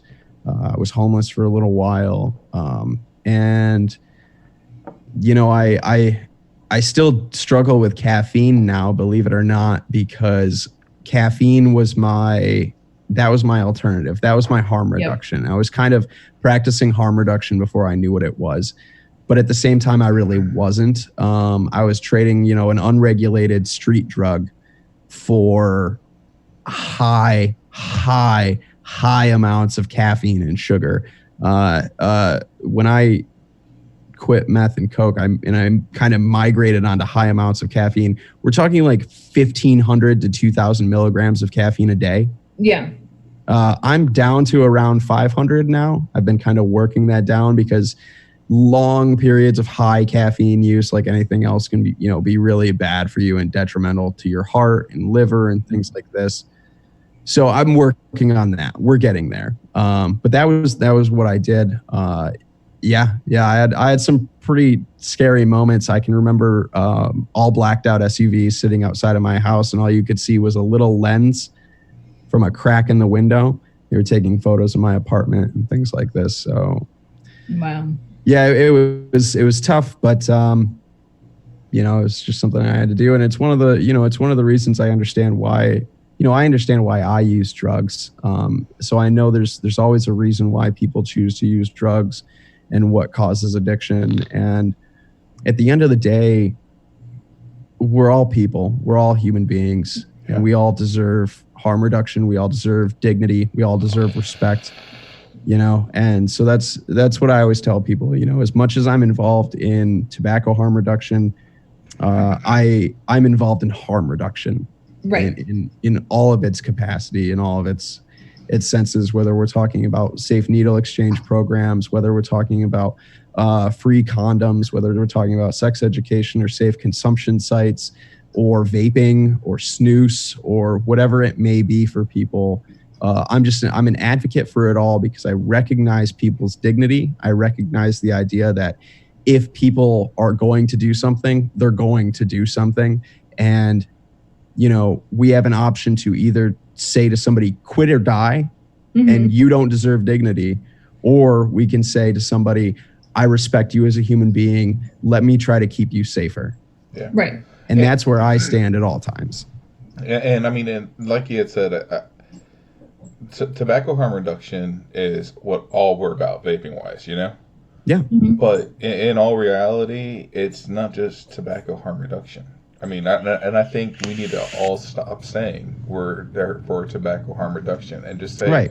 We're here for harm reduction. It's really interesting. I did an episode a while back. If anybody wants to go listen to it on the Rise and Vape podcast about drug recovery and vaping, and it's a really interesting thing. I wish that at the time, because I tripled in what I was smoking when I was quitting those drugs. I wish that I had vaping around at the time or had been getting into it, because there's actually 3 or 4 testimonies in that episode as well from people who used vaping in their recovery, and especially the community side of vaping, mm-hmm. the hobbyist side of vaping. One of the biggest things in recovery is to try to find a new hobby, something to keep your mind, your hands, your body busy. Yeah. And I've talked to countless coil builders who are ex-drug users. Yeah. And another thing I'm big on is language matters. You'll never hear me call somebody an addict. You'll never hear me call somebody a junkie. Right. You'll never hear me use those terms. I always put people first.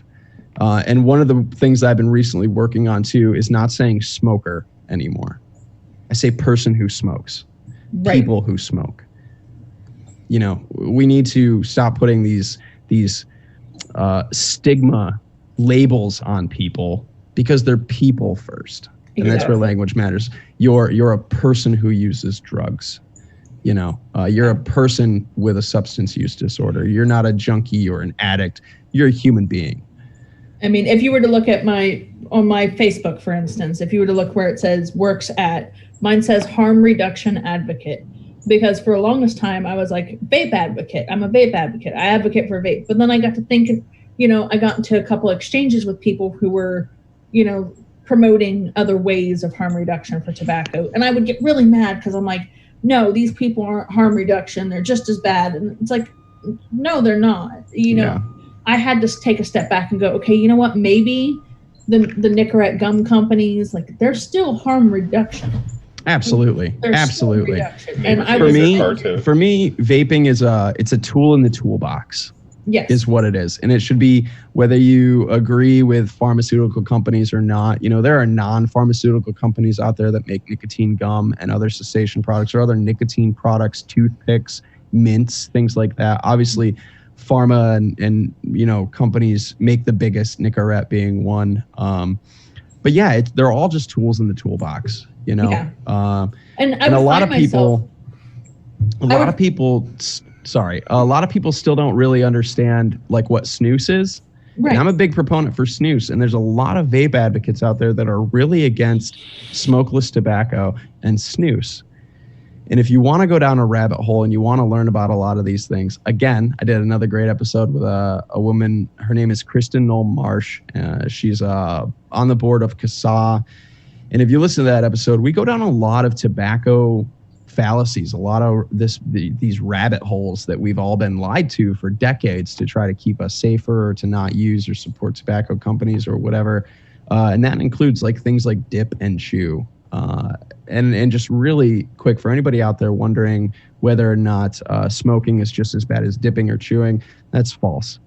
It's actually world safer for you than smoking. The tobacco plant itself doesn't cause much harm. People have been chewing tobacco for a long time without much recourse. That are in the cigarettes. It's the actual combustion in itself. Combustion is the leading cause of everything. When you light a plant on fire, you instantaneously create thousands of chemicals that are a byproduct of that combustion. The biggest issues with dip and chew are two things. One, people tend to dip in the same spot over and over and over and over. And when you damage tissue, the abrasiveness of tobacco in the same spot in your mouth and your gums and your inner lip, when you damage that tissue over and over and over and over and over again, you risk damaging the DNA of those cells as well. And that's where things go wrong. That's where you end up with abnormal cell growth, a tumor. And also just oral hygiene in general. So people that chew, if you do chew or somebody that chews, maybe just spread that information along. Be like, hey, man, I don't want to see you end up with something bad from this. I did a little research. You could just say this Logan guy told me, I don't care. But tell them, think about rotating where you dip and paying extra attention or doing a better job when you take care of your mouth, oral hygiene, those things. If you can do those two things regularly and well, your chances of oral cancer, throat cancer, mouth cancer in any way drop dramatically. Yeah. Exponentially. And snus is even safer because it's just basically powdered tobacco. And isn't it in a pouch? It's in a soft pouch, so you don't end up with the abrasiveness and the cutting of the gums and inner lip and things like that over and over again. I don't have it out here, but I use a product called Zyn.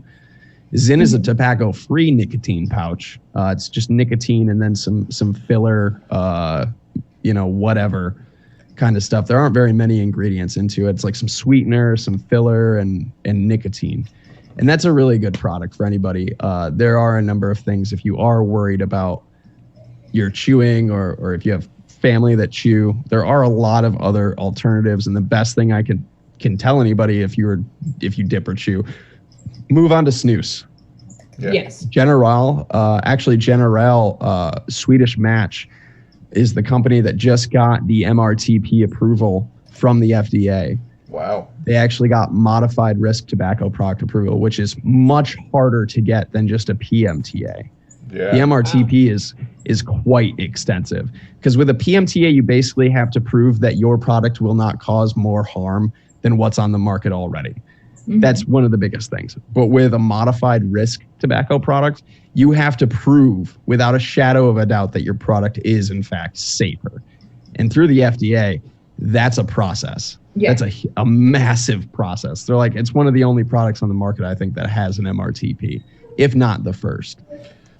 And that's actually I think that's the product. Remember the Rough Creek over by the shop cells? Yeah, it's called General. Yeah. And like Velo's pretty good, Mike. Yeah. I just like Zyn because I prefer the 6 milligram. Velo's really good, but it only comes in 2 and 4. Right. And I was one of those people I was really angry about, like, oh, well, this stuff is just as bad as smoking. And, you know, after I did some research and I talked to some people in the industry and, you know, we had a conversation, I came to the realization that I was incorrect.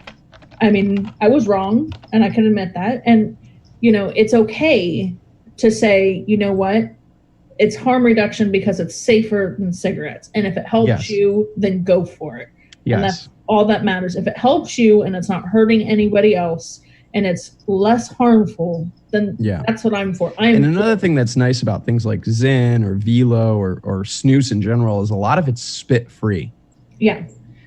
So that's really great for a lot of people, especially if you have a significant other that hates it or something like that, you know.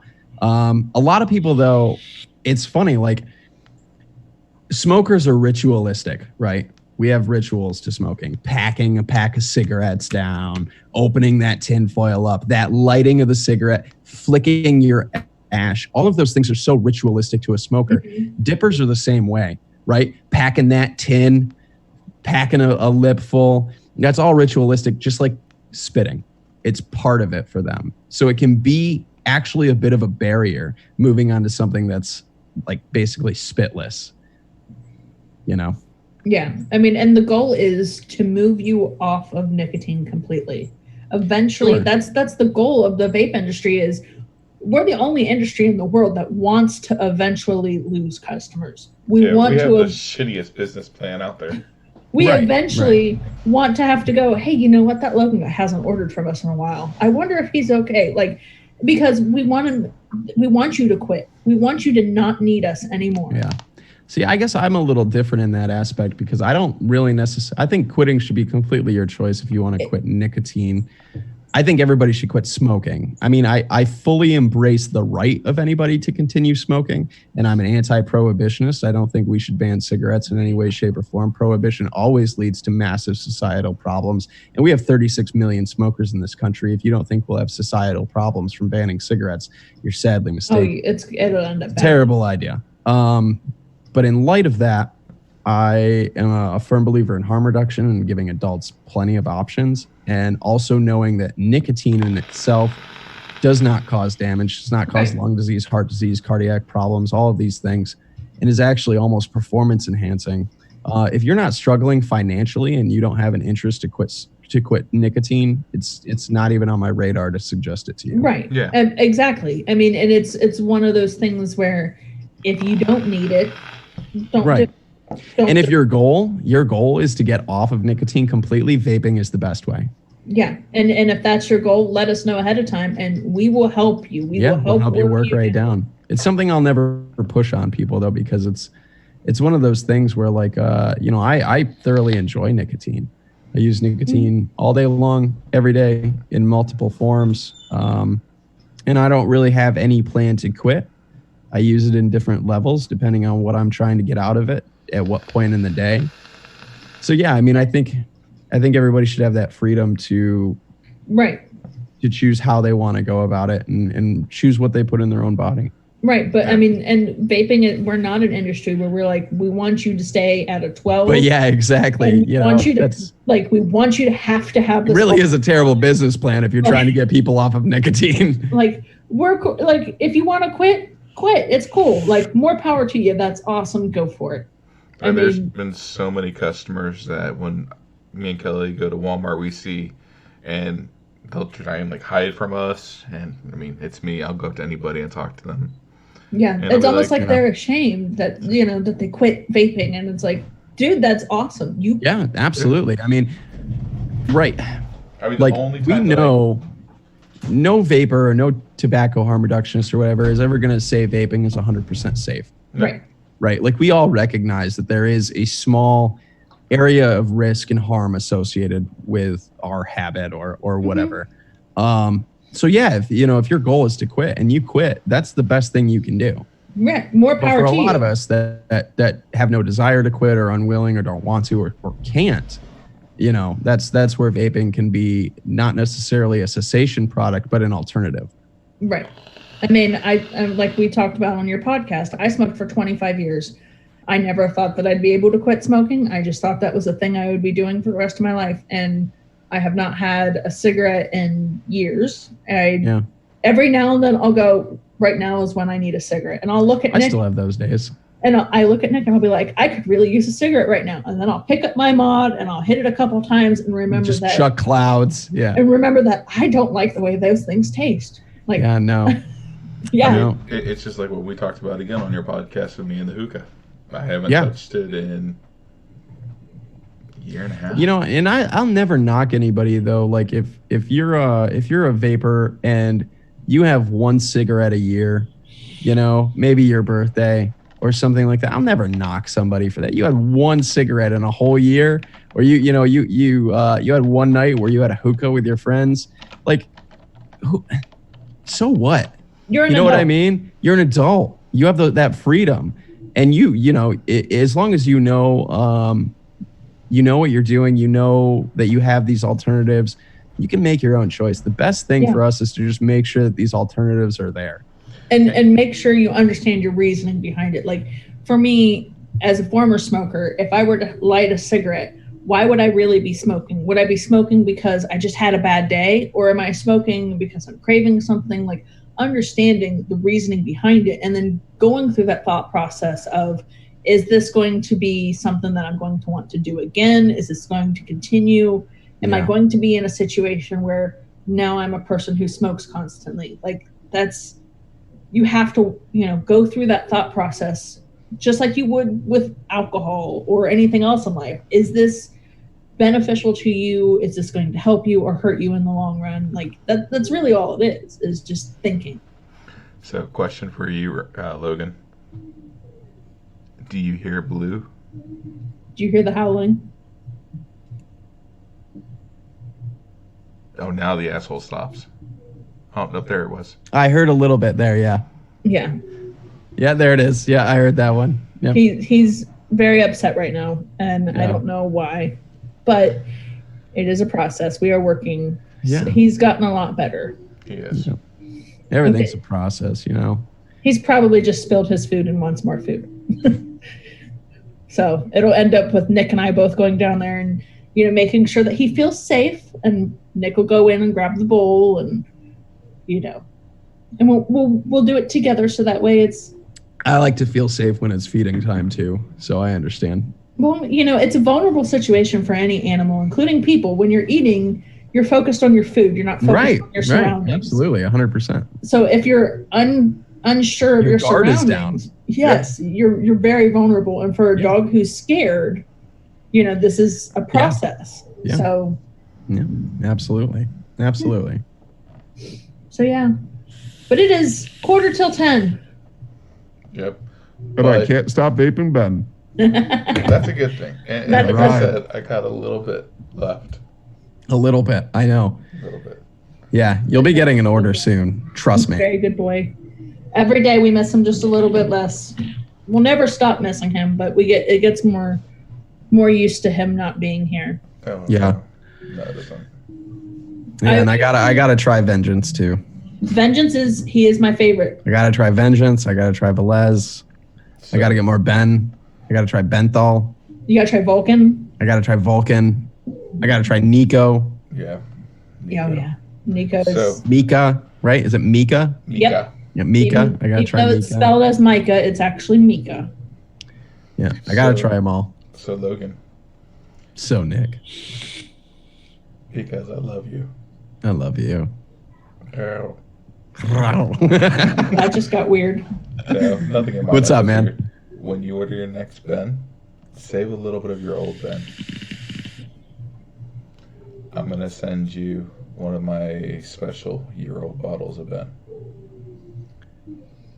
And compare. Oh yeah. Yeah. Yeah. Oh yeah. You're also still gonna hook me up with that one thing we talked about, right? Yes. If I Okay. remembered what it was, I'd say yes. Kelly remembers. I remember Kelly remembers. the new one, the new. That new. Oh, the new that's right here. The new. Yes. Dad new. I get to be a taste tester, friends. Oh, Be but- jealous. But which version do we send him? There's 3 different versions. I only have All. 2 in my hands, but I know how to count. There's All. 3. Send all and label them V1, V2, V3, and then I'll give you my feedback on all of them. So I can tell you right now, so far, me and one of my buddies that's obsessed with blueberries, V1. I am not a fan of blueberries, period. So she hasn't tried. Yeah, it. send me whatever, brother. I'll give you my honest opinion if you want it. I'll send you 15 mil of each. I got you. Yeah. Send me whatever, and I'll give you my honest opinion on all of them. I'll sit down and do some testing. Maybe we'll do a little testing on the podcast or something like that. Ooh. You can hear me go ugh firsthand. No. And it's so funny because like we have people that'll come up to us and be like, I don't really like that, and like they'll be really scared to tell us that they don't like Right. our flavors. And I mean, if you don't like it, that's okay. Like, anybody that makes a whole line of liquids, I have found all they want is honesty. Mhm. Right? They want to know.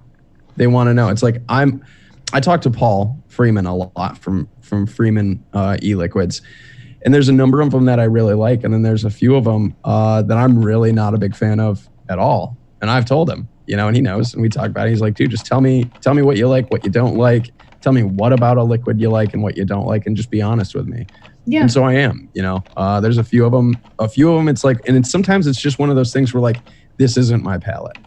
Right. Like it'll be a good liquid for someone else, not for me. Exactly. And then there's other liquids, not just from Freeman's, but from other companies in general that I've tried that I'm just like, no, no, Right. nobody should vape this. But taste is subjective. We all have different palates. We all have different, Right. whatever. So But I mean, and don't be afraid to tell us that you don't like it. I mean, we want your honest feedback. I mean, Anybody that knows me, man, be ready for honesty because that's all I've got. we sponsor KV Clown Vapes, and he's on the Omies, and he has his own show. I know Clown. Yeah. And we sponsor him, and he has been very honest with the fact that he does not like Vengeance, and he'll get really almost shy about like, I like all the flavors, but just not Vengeance. And it's like, yeah. that's okay. You don't have to like Vengeance. Right. We're all different. And the fact that you like have more different than things. one, like Yeah. as a company, like we have several flavors, and if you like more than one, that's amazing, because there's not a lot of little companies out there where people are like, hey, I like 6 of your flavors, because Right. Yeah. you'll be lucky if you get 1 or 2. Yeah, absolutely. So, And 2, I think as any good e-liquid company tries to diversify. I think there's a few out there to like stick to a formula. Like during your coffee podcast, you were talking about the grind. right. The grind, it's all coffee. It's all Every coffee. flavor is a coffee flavor, and it's almost all the same coffee base. Yes, and so if it's you a don't very like dark coffee. one liquid from the grind, chances are you're not going to like the whole line. But it's one of the, I don't want to call the grind like a bad e-liquid company or something like that. It's quality, good liquid if you like that. Yes, if you like But they coffee do flavor. not diversify, which is I think what hurts companies like that. yeah, and Yeah. I agree with you 100% on that. You Like know. look at Country Clouds. Yeah. Mhm. You I- got- All the same cornbread base. no, Right. Every one of them. No, it's all Really, the same, it's all the same pudding base. Oh, it's all the same pudding base. Because Okay. they have a lemon pudding and a chocolate pudding. Then they have the blueberry cornbread, the strawberry cornbread, and OG cornbread. Mhm. Oh, okay. Yeah. But I mean, like Mike just said, I can't stand Vengeance, and half the time I don't like the dog either. Yeah. But no, I mean like that flavor when we made it, it had nothing to do with me. Yeah. I But you were like, somebody is going to like this flavor, so let's put it out. no, Oh, no. no. Were you just against it? You were like, I'm not selling this? He didn't like it at all. He was horribly against it because he doesn't do banana and he doesn't like caramel. Like the caramel vape flavor. See, for me, a caramel vape is like coffee, and I can't get behind it. But Kelly loved it, and the thing is if we're basing flavors off of just what I want, we might sell one or two. Right. If we're basing flavors off of what Kelly wants, we might sell one or two. Right. I like blueberries. I don't like them. I don't like custard in general. Yeah. But I'm not a big custard guy either. And that's the thing, though. You have to look at the market. You have to talk to people. Right. And you should have a good group of friends to try your e-liquid and give you honest opinions, especially if it's a liquid that's outside of your wheelhouse. Exactly. Yes. Like if I were to make an e-liquid line, and if it was just me, they would all be lemonade fruit vapes. I would just have a line of lemonade fruit vapes. And I might appeal to a small group of people, but it wouldn't be, you know what I mean? It would be the same. It would be like the grind. They would all be like the same lemonade base. They would all be a little different or whatever. But I wouldn't do well unless, I started doing that plus maybe some desserts, plus maybe some like custards or something else. Oh, I know what one that is. Oh, do I get to try that too? We can send it to you. So some of it. One of our good friends, his name is Big John. He just recently lost his puppy Gigi. And Big John is bigger than Nick. Big John is 6'7". Oh, he's a big boy. Yeah. He is a very big boy. Oh, I can pull up a picture of her. So like capital B Big John. Yeah. Yeah. And he is one of the nicest guys I know. When Kelly and I first opened Mino Dog Vapes, that's Gigi. But look at that, puppers. She recently went to go live with Ben. Yeah. And when we first opened Mino Dog Vapes, it was an online store only, and we hadn't really ever figured we were going to do brick and mortar. Right. We were just going to go, and we were pretty much going to be like the whores of e-liquid, talk to different stores, try and help them bring in different lines, have the online shit we can pull and drop ship to everybody. And Big John sat us down, and he's like, brick and mortar. And it's like money. Yeah. And he's like, just be smart. And walked us through, helped us with it. And we were coming up with flavors, and this is like years later, about a year and a half, 2 years later. And we told him about the pack leader line idea. And he's like, are you going to do one for me? And we're like, oh, well, it's people of the industry. And he's like, where the fuck do you think I work? Yeah. It's like, true. Good point. And, touche. So, in England, or as a kid, I grew up on a drink called Ribena, which is a black currant with concentrate that you add water to. It's fucking heavenly. Yeah. Well, I mixed it recently with lemonade instead of water. So is that what that is in your hand? Is a black currant lemonade? Oh my God. Which version are you on at this point? This is the best part. Nailed it on the first one. Ooh, nice. Dude, black currant is a hard flavor to nail. And if you nailed it on the first, I'll be the judge of that. Okay, it's very good. What do we talk about with me and my steeping? Yeah. Oh, yeah. Okay. Yeah. The date that it was made on. Focus. Oh, look at that. Wow. Still clear. 7/22 of 19. 219. Yeah. Yeah, still clear. Yeah. That's a liquid right up my alley, man. And that is a 3 milligram too. Yeah. So yeah, black currant is some of that too. Just black currant's tough, man. It can. It's a we tough. We might have something for his wife, don't we?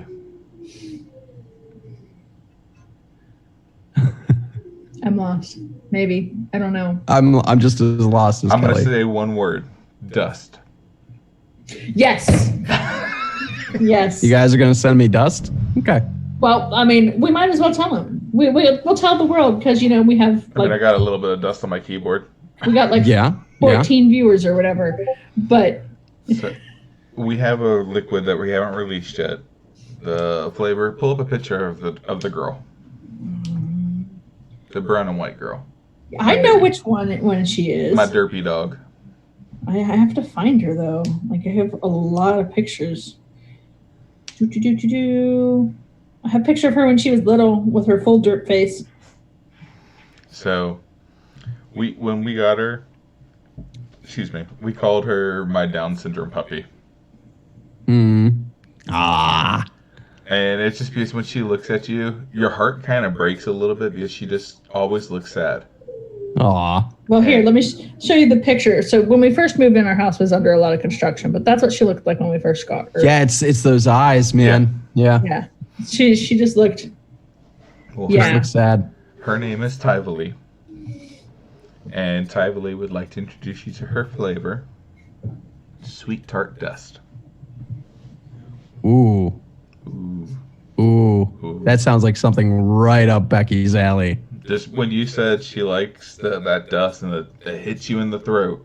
Yeah, it's like that sweet tart pixie stick. Yep. Just sugary, sour to the throat. And she vapes 6 milligram too on top of that. It's all 6 milligram. And she cloud chases 6 milligram like sour pixie tart. And I'm like, I don't know how you fucking do that. Fuck that.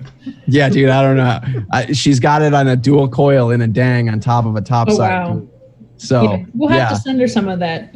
But I mean, Ty, she's our Velcro dog. Her name is Tivoli. That means dude in Czechoslovakian. And I'm just gonna give Nick my entire stimulus check. I mean, that works too. And it's just gonna be, I'm just gonna buy that shelf of Ben. You need more than your stimulus check, buddy. I got 2 kids, man. That's an extra $1,000. We might be able to work something out. We might be able to work something out. I'll take your firstborn for this shelf. We don't want any more kids. Yeah. Again. No, we're good. But I appreciate it, guys. I mean, I'm always down if you want somebody to try something out. I mean, we love having our friends try stuff. We really do. You want to, send me like a 5 mil or something and just be like, Logan, vape this. I need your opinion. I'm always down. Mr. Mike Thayer in the chat, he's normally one of our random testers. It's one of those things too that kind of goes back to the way that we run our podcast. I refuse to take sponsorships, which I know for a lot of people that sounds kind of weird, and a lot of people want sponsorships, and I know that it also helps companies. So I'm not trying to like downplay any companies or anything, because I totally understand getting the exposure, helping companies, promoting companies. I thought you said we were a sponsor of your show. Negative. I do. I will promote the companies that you know what I mean? I'll promote them for free. Nobody has to pay me or send me anything. If I like something, I'm going to tell people that I like it. And the reason why we don't do any sponsorships and that we are completely a Patreon funded podcast is because I refuse to have any outside industry influence affect our opinion on anything. I never want to have a shadow hang over me that says I need to tell people this is something that's good if I don't like it. Right. You know what I mean? Or something like I don't, I'm a consumer like everyone else. And so I think there are a lot of people out there that kind of know my taste, know my palate now at this point. So when I say this is amazing, those people that relate to my palate are going to trust that and go, okay, Logan doesn't get paid to say this. It must be good. And that's why I do it. That's the thing. I've always wanted to remain completely consumer driven. Yeah. Not have any, zero influence. But I don't knock anybody that takes on a sponsorship, because it really can promote a company. It can bring in a lot of sales. Those codes can bring in a lot of sales for people and give people great deals. And I'm for that 100%. If you have a show, or if you sponsor people, or if people take on sponsorships, I don't ever want to tell anybody how to run their business or do what they want to do. It's a personal choice. It's a me choice to not take on any sponsorships. Well, speaking of codes, we are not in any way affiliated with Freeman, But I saw recently that he has a sale going on right now, and I want to say the code is COVIS40, and it gets you 40% off. Yeah. Yeah. And another thing that Freeman's does for new customers, if you're a new customer and you create an account, you can order, it's like five or six 30 mils in different flavors. So if you pick different ones for like 10 cents. Wow, That's really awesome. Yeah, they'll send you 5 30 mils so that way you can try 5 different flavors, basically, really decide what you like. And here's the thing, I've talked to Paul quite a bit. $20 for a 120 mil. Most people are going to look at this bottle and assume it's full of sweetener, it's garbage, it's junk e-liquid. Freeman spends this much money on marketing. Right. Zero. They're a pretty big company. They rely completely on word of mouth. They rely completely on, their base to kind of help them promote their products. And in doing so, Paul saves a ton of money not marketing, not doing anything like that, and puts that towards the quality of ingredients that he uses. And that's how he keeps that price point down to $20 for a 120. And that I respect and I love, because that's exactly how we do it. That's how Honeydew's done it. That's how the Big Shop did it, everything. I mean, if you've heard about Rescued, it's because I've basically spammed all the Facebook groups. Yeah. Like, yeah, that's the thing too. Like, and it's one of those things, like, I'm not going to sit here and tell anybody that Freeman's is the greatest e-liquid on the planet. It's not. No, but I mean, I can tell you, I'll put it up. I'll put this e-liquid up against any other 120 that you can get for $20. That's what I'll do. Because, they find ways to not spend money where they don't need to, and they put that into making their e-liquid better and keeping their price point lower.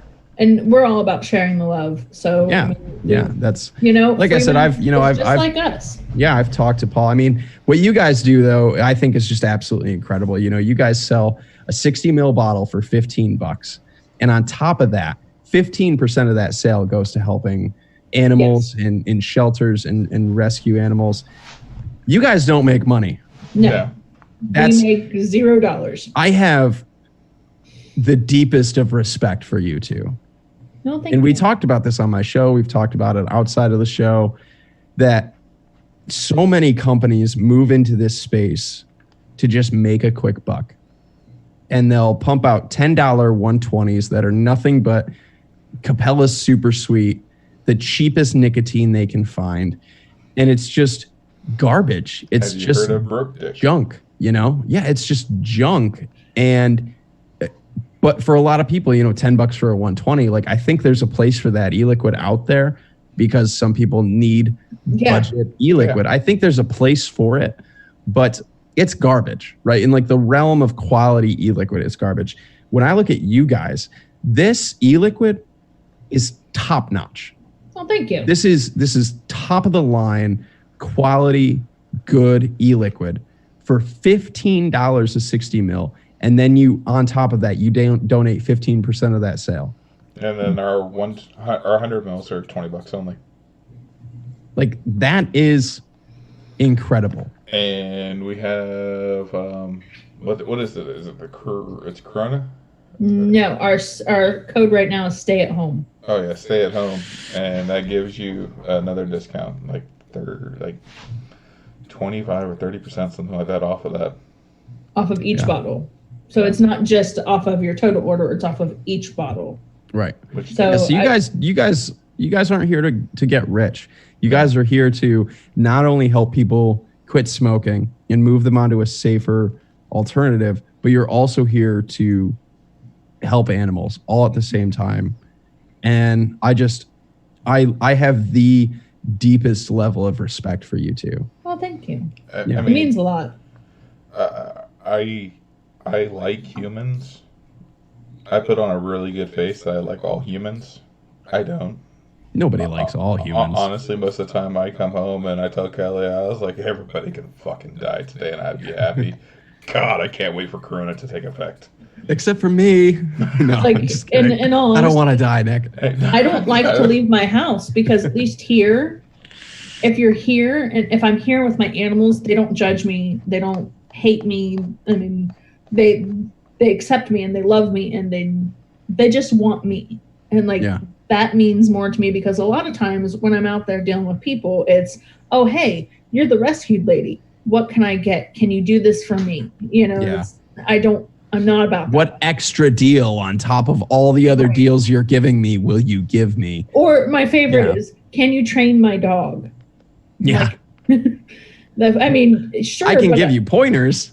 I mean, I could train your dog, but I'm not going to do it for free. Right. Like, well, if you're good at anything, don't do it for free. Yeah. No, I mean, we have to make money somehow. And I mean, I'll train your dog.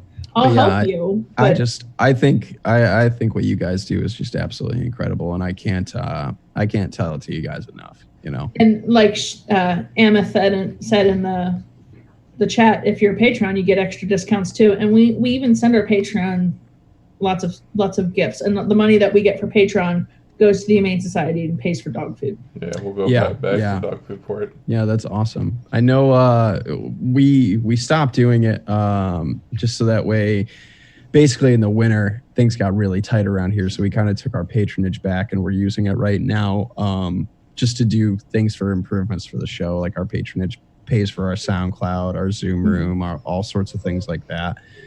And but for a while, our entire patronage all last fall for 4 months just went to CASAA. Nice. It all just went straight to CASAA. You know, every penny of it up until the beginning of the year. I think from August to all the way through December, every penny that we made through our patronage from the show and everything just went straight to CASAA. That's awesome. Yeah. You know, and I donate to CASAA every month anyway.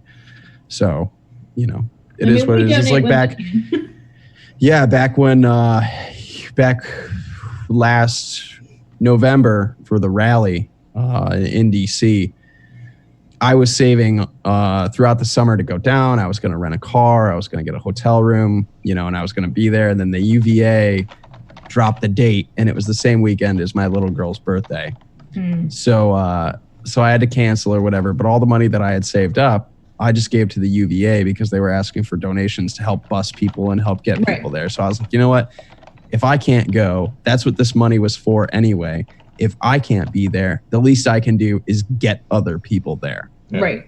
You know. I mean, and like this most recent one that they were going to do in May, like we were all pumped about it, and then they dropped the date, and it's my youngest daughter's birthday. That date has changed, by the way. Right. Yeah, it has changed. The May 2nd date is no longer. For anybody wondering about the DC rally right now, I'll put it out there. The May 2nd date is done. It's canceled. Yes. Right now, they're looking at dates, I believe, somewhere between the end of July to the beginning, mid of August.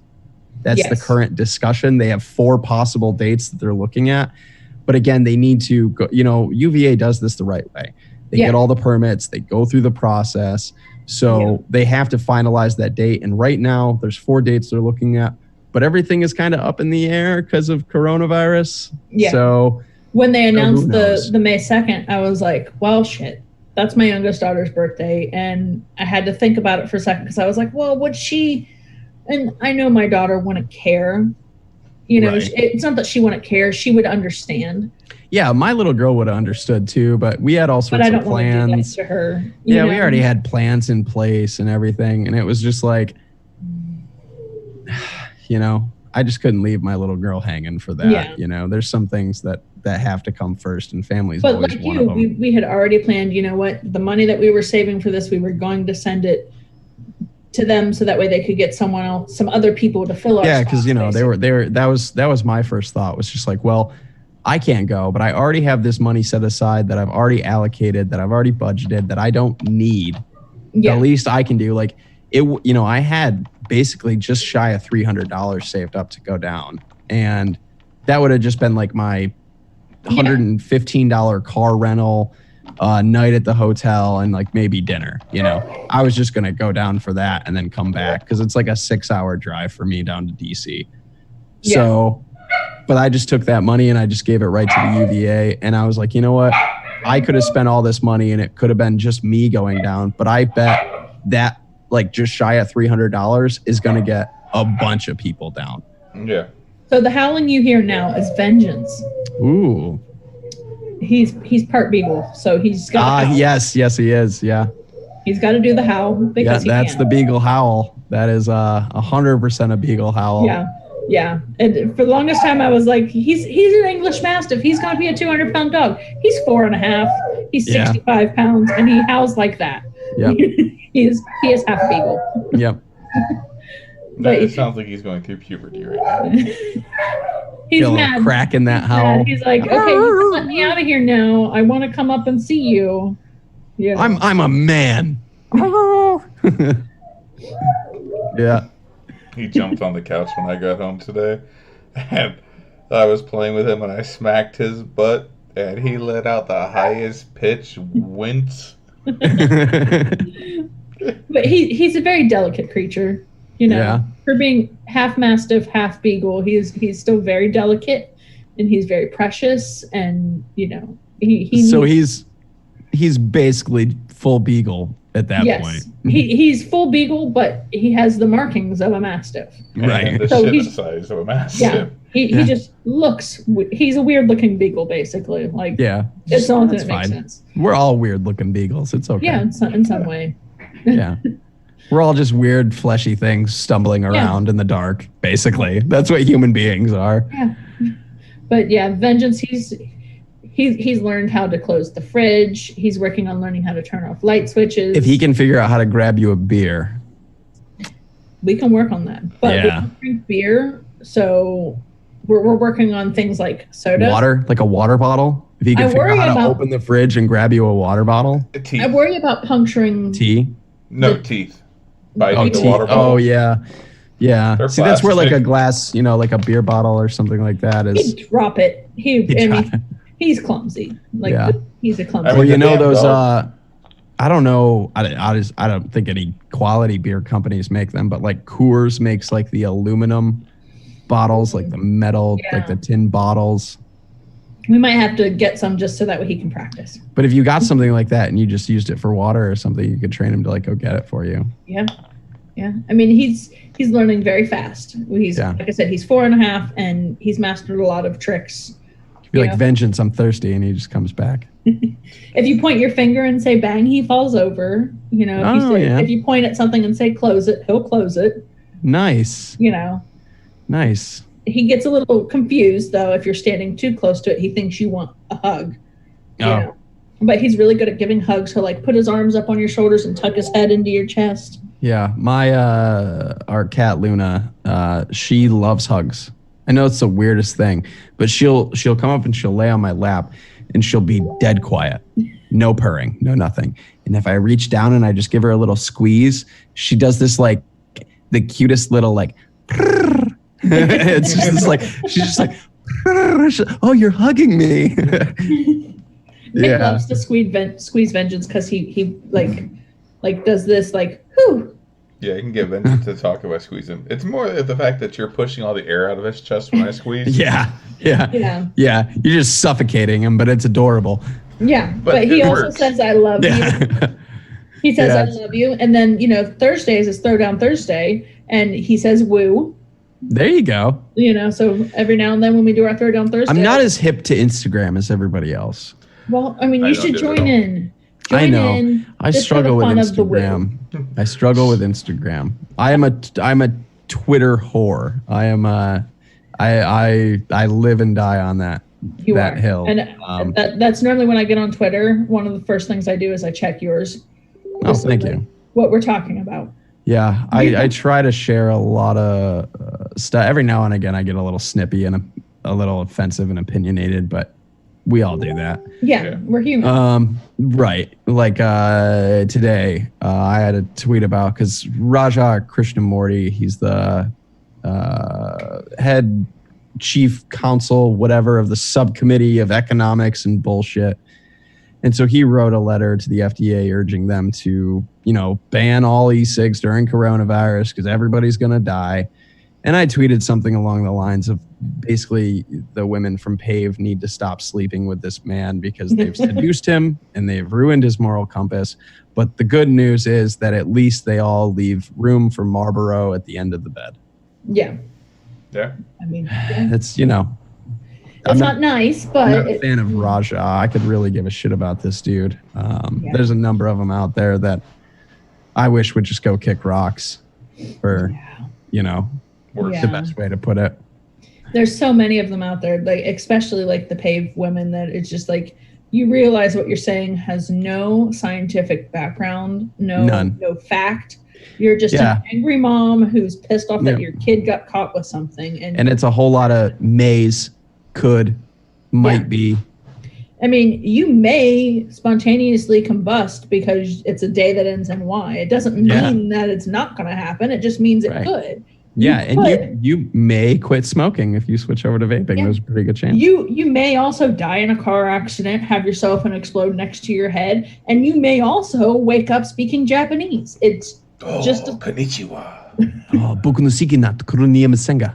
I don't know what those mean, but okay. Sure. Yeah. I asked you to please pass the salt. Okay. But like it's a thing. Like you can go to sleep and wake up speaking another language. It's happened to people before. Like it's not out of the realm of possibility. It just means it could.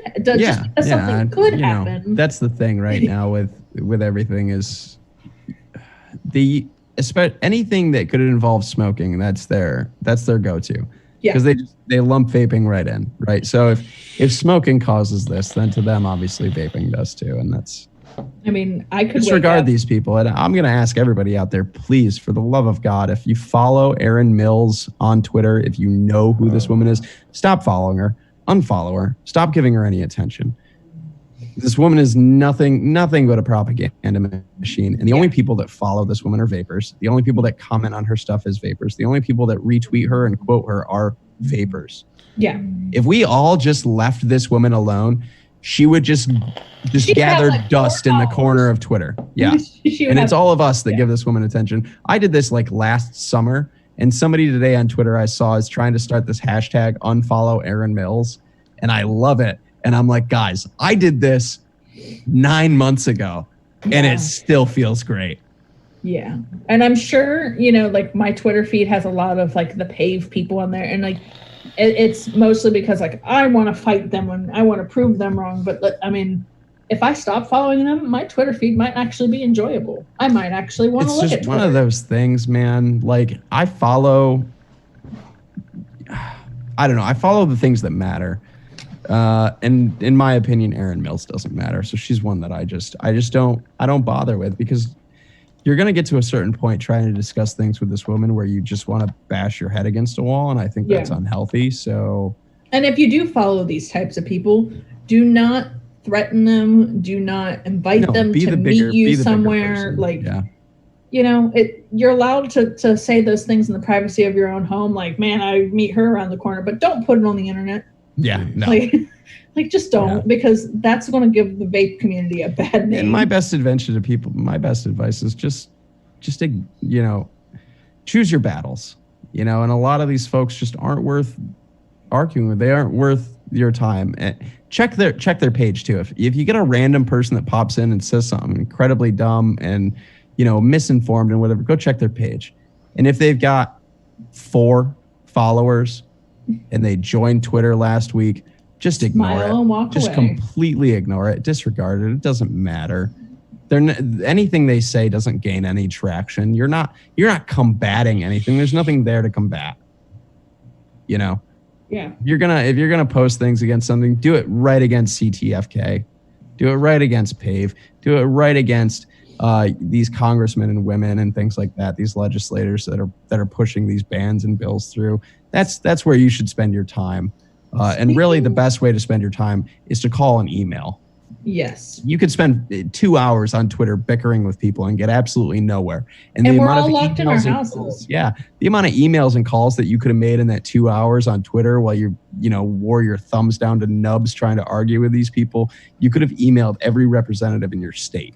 Yes, exactly. And speaking of CTFK, have you heard about the campaign for Tabasco free kids? I have. And what was the one about cats? Yeah. Campaign for cat-free kids or something like that. It was something like, it was great. I just loved it. I was like, these are. Have you ever heard of what was it? like the Popcorn Lung Foundation. Yeah. Charles Gardner and his little group of friends do a lot of these things. Oh. Carl Phillips and them and people like that on Twitter. When I saw the Tabasco free kids, I lost it. Like I was crying. I was laughing so hard because I was like, oh my God. Well, capsaicin is a real thing, man. We gotta fight capsaicin. That's we're gonna all people the kids are touching it and then touching their eyes and they're going blind. Yeah. For small periods of time, but or touching other body parts and having very unpleasant, uncomfortable experiences. Yeah. And we have to. This is an epidemic. Okay. I need to get my children to do that. It's crazy right now. It's crazy right now that I think people are starting to kind of figure out what an actual epidemic or a pandemic is compared to this fairy tale imaginary youth vaping epidemic. Yeah. Like this is what an actual epidemic looks like right now, what we're going through. Well, it was fun. I forget who said it, but someone was like, we have all these epidemics. It's like you get an epidemic and you get an epidemic. Like everyone gets an epidemic. We're the Oprahs of epidemics. Yeah, just Oprah that shit. Like buy an island and hand out epidemics. Like my epidemic is going to be, we're just too damn pretty.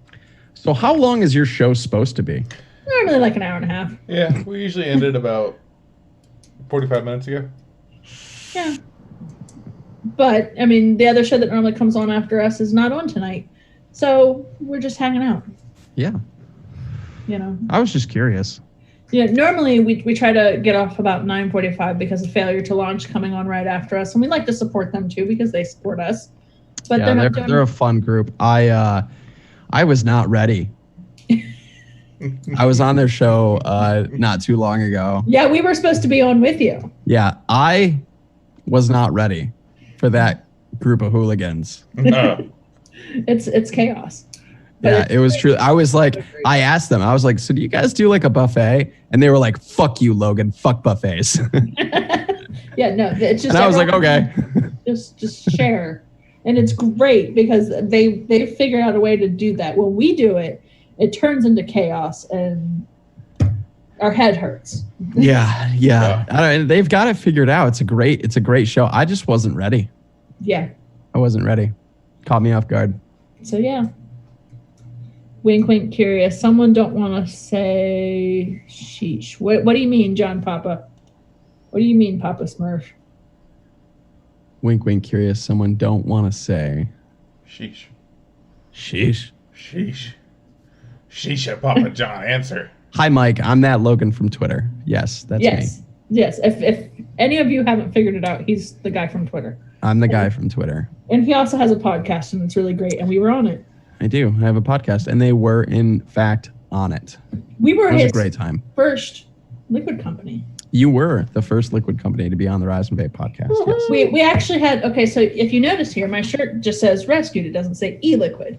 And the reason behind that is because we are more than just E-Liquid. A lot of people are like, well, the hat doesn't say E-Liquid anymore, or the shirts don't say E-Liquid anymore. You're right, it doesn't, because we are way more than just vape juice. Yeah. So I thought about this. Did it hurt? A little. You guys are the first E-Liquid only company that's been on the show. I have had Matt Cully on prior to you guys, and he has the unsalted line with Dimmy and Phil. Okay. Well, we have. But I've always thought of Matt as more of like an advocate and a YouTuber and a reviewer, and like a designer, and not so much like an E-Liquid guy. Yeah. So I still consider you guys my first. We also do CBD stuff too. Then you are definitely 100% the first CBD company to be on my show. We don't have vapable CBD, but we do have breath sprays and we have muscle rubs. So I don't have my muscle rub with me because I was using it in the living room on Vengeance's belly. Oh, okay. It was because I asked, how long are you on for? Okay. We know you don't want to be on here anymore. It's okay. You could just. No, I was just curious. I just looked at the clock and I was like, oh my goodness, we've been live for 2.5 hours now. I didn't know if I should just shut up if we were supposed to be done. No, you're fine. No, we do a lot of stuff just because we kind of feel like, harm reduction is more than just vaping. Yeah. If it helps you quit smoking, if it helps you better yourself, that's who we are. That's why we're rescued, because we want to rescue you from those vices that are tearing you down. Yeah, absolutely.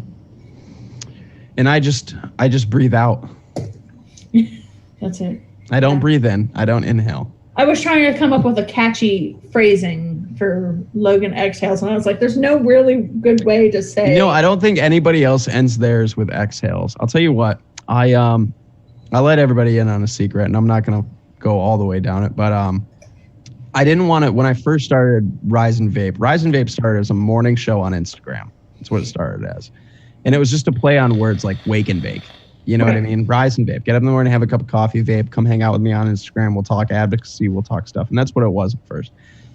Now, Rise and Vape has kind of become like my call to action to people. It's kind of like, it's like a battle cry. You know what I mean? That's how I view it. Like, we need to rise up, rise and vape. And, but when I started, I was like, I don't want to be Logan Vapes. I didn't want to. There's ending your whatever name with vapes, you're a dime a dozen at this point. It's been done a billion times. And my last name starts with E. So if you look at my Twitter, my name on Twitter is Logan E. So my last name starts with E. So it's not really wrong. And then I'm at Logan Exhales. So we actually have a slogan for Rescue. Do you have a slogan for Logan? I mean, Ooh, you're sneaky with that rhyme. Yeah. Logan smoking. That's horrible. Don't ever say that. At least again. Logan isn't smoking. There you go. Tobacco, anyways. Do you have can you grab one of the shirts? No, Why not? because they're in your office. No, one of the shirts that have the slogan on it. The ones that are in the laundry basket behind you. I don't want to. Just tell me the slogan. Inhale the past. No, exhale the past, inhale the future. Exhale past, Exhale inhale past. future. Yeah, there we go. It's on your bottle. Yep. Yeah. It's okay. It's right under your name, rescued, e-liquid, exhale past, inhale future. It's right there. Yes. Yeah. Yeah, and I mean, it was just one of those things. It was kind of a play on the letter E. I wanted something that started with E so I could kind of keep that and have it kind of mean two things. But a lot of people don't know that. They just assume the E period in my Twitter name stands for exhales, but it's actually my last initial too. Fun story. I have a mouse. I know, that was super exciting, everybody. Crazy. You heard it here first. Woo! Yeah. Woo! Woo! I don't want to say it too loud. I'll get Vengeance wooing. Oh, yeah. Vengeance will be like, oh, we're talking? I'll be like, what, woo? You want me to yell it? No. I will. I'm wearing You headphones. will. Look and at so he's Oh, building. I can mute my. I'll tell you what. I still cannot not smile when Nick smiles. Well, you might want to move your can't. headphones because he's going to yell. I have a mute button. Woo! I could still hear. Yeah, because I came in on my microphone on another floor of the house. Vengeance didn't hear it. That's okay. Nick just has the most infectious smile I've ever seen. We were trying to wrap up my podcast, and he just kept smiling, and I'm like, this bastard. I can't even talk anymore because all I could do was smile. Yep. Yeah. Yeah, that was how the podcast ended, was me just catching the smile virus. It's contagious. It is. Contagious. It is. Absolutely. I think it's probably the best virus you can catch, though. Yeah. Yeah, for sure. Better than Corona and herpes. A Yeah. smile is very infectious. It's the gift that keeps on giving. You know, Wait, are we talking about herpes or smiles?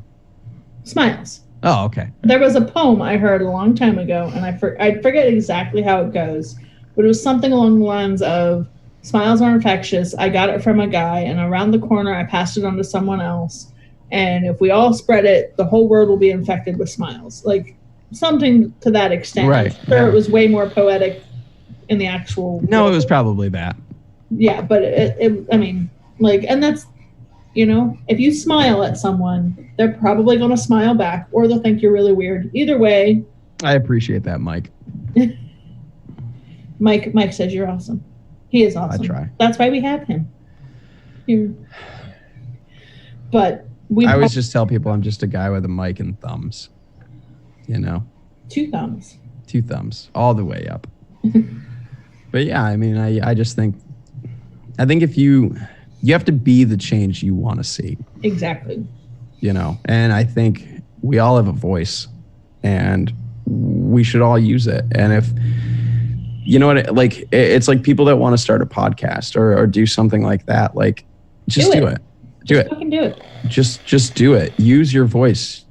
Speak your mind. Put your opinions out there. And if you want to make a change as far as what's going on legislatively in your local government, in your state, get involved. Don't be afraid. These people work for you. So email them, call them, schedule a meeting, sit down with your representative one-on-one. And yeah, it sounds scary, right? Like it sounds intimidating, but it's your legal right to do so. And write a letter. You pay their salary, you pay their bills. So they have to give you that time. And get involved locally. Go to your local town hall meetings. See what's going on. And if it's not something that you can do, if it's not something that you physically can do because of anxiety or whatever, support those who can. Yeah.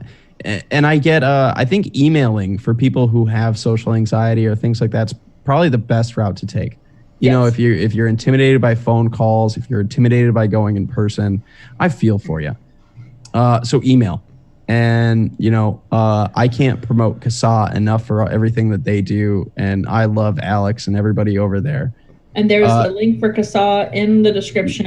And they make every email easy. If you're a member over there, it's all filled out for you. I would encourage everybody, because there's a section in CASAA's kind of set up there for your own story, your own thoughts, your own feelings.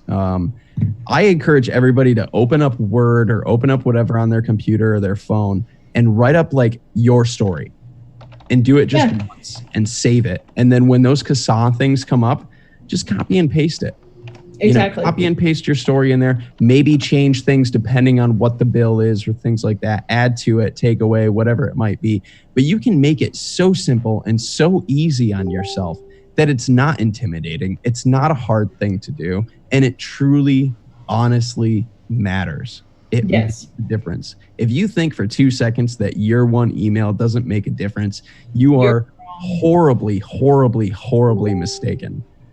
Every single one that goes through makes a difference. Yes. So yeah, I mean, I totally get, I'm somebody like, I'll go talk to my representative, or I did before he got arrested for insider trading, which is great. Yeah. Thanks, Chris Collins.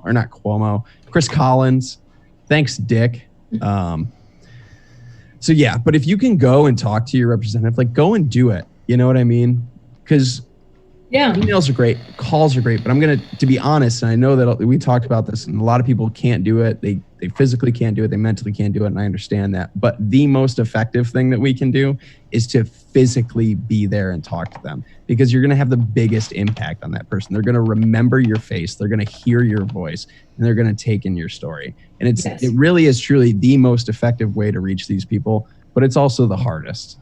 Yeah, and I mean, show up at rallies if you can. If you can make it to you can attend rallies, a rally. You don't have to actually talk to anyone. You're just a face in the crowd, and they need to see that there's hundreds of people there. And if there's a meeting or a hearing that you can go to, and you're not afraid to talk, do it.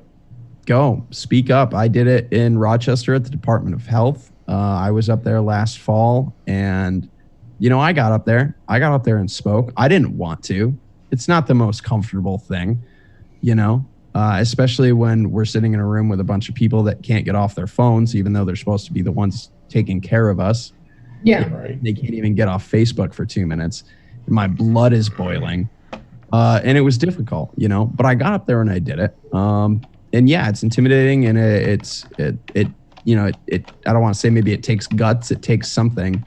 to get up there and do it, but it can make a difference. It truly can. So whatever you are comfortable doing, as long as it's something, the worst thing you can do is nothing. Exactly. The worst thing anybody can do is sit around and expect other people to do it for them. Exactly. You know, I'm one guy. I can't advocate for everybody here. And you won't get ahead sitting I on can your try, behind. and I'm damn determined to try, but I can only do so much. You know, we need everybody involved, everybody emailing, everybody calling, everybody doing what you're comfortable with, as long as it's something. Exactly. Yeah. Exactly. Even just, I mean, something as simple as sharing the post saying, hey, this is when the next rally is. If you can't make it, share that information so someone else share it probably far and can. wide. You know, if you can That's donate, important. donate. If you can't donate, share. You know, there's always ways to support things that are free and accessible to everybody that anybody can do. And utilize them.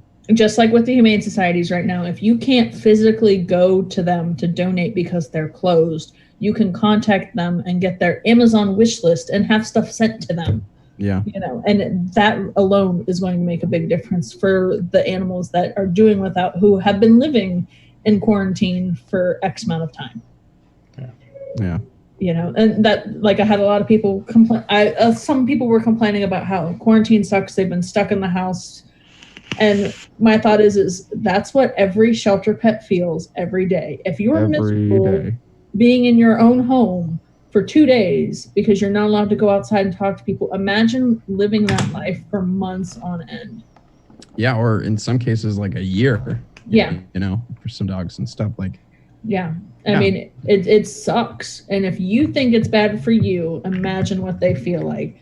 The best thing you can do to help them, if you can get into your shelters to visit these animals, that's great. If you can adopt, even better. If not, see if you can foster. At least donate, educate, just like you would with the vape world. Yeah. Donate, 100%. Educate, advocate. That's the best thing you can do. Yeah, and that's the biggest thing, man. You know, you can't sit back and want change and not work for it. Exactly. That's, you know, it's, I was somebody, I've always despised government. I've always been anti-government, anti-establishment. It's just the old punk in me. But I've learned that, you know, just screaming and bitching and moaning about it does nothing. You actually have to get involved and talk to these people and at least try your best to be respectful and get your point across and share what matters to you and get involved in a meaningful way. You know, one of my favorite movies is SLC Punk. If anybody's ever seen it, it's a great movie. It's got Matthew Lillard in it. People know him like Without a Paddle or Shaggy from Scooby-Doo or whatever. But it's a great movie. It's about Salt Lake City and like the punk scene in Utah and things like that back in the late 80s. And at the end of the movie, I'm not going to spoil all of it, but there's a line near the end where he says something along the lines of like, the easiest way to combat the system is if you're inside it.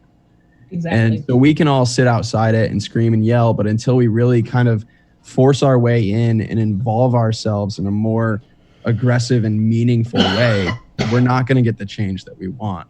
Yeah. You know, if we're just over in the corner bitching and moaning, but we're not putting ourselves there and we're not kind of breaking down the door to these people and kicking the door in and saying, you know, this is what we want, this is what we need, we're not going to make change. Yep. Well, exactly. Yeah, you guys are about to have a 3-hour episode. Well, yeah, we are, but dinner should be ready in a minute. I have something in a crock pot. Well, then that, I think, is a great time to... Yeah, I made crock pot chicken Alfredo. Ooh. Redneck style. Nice. There's ranch in it. Oh, perfect. I'm lazy and I don't feel like seasoning anything, so ranch. And well, ranch has all the seasoning. Right, and this is my first meal of the day, so I'm hungry. You're hungry. He is hungry, and we got to feed. Well, then I'm not going to take up any more of your guys' time then. Well, we love having you. We love you, and we like you. Yep. And we love you, and we like you guys, and respect the fuck out of you. Thank you. Thanks, bud. Absolutely. And to everybody viewing, to all the people catching the replay, thank you. From the bottom of all of our hearts. Y'all are what makes us want to actually do this.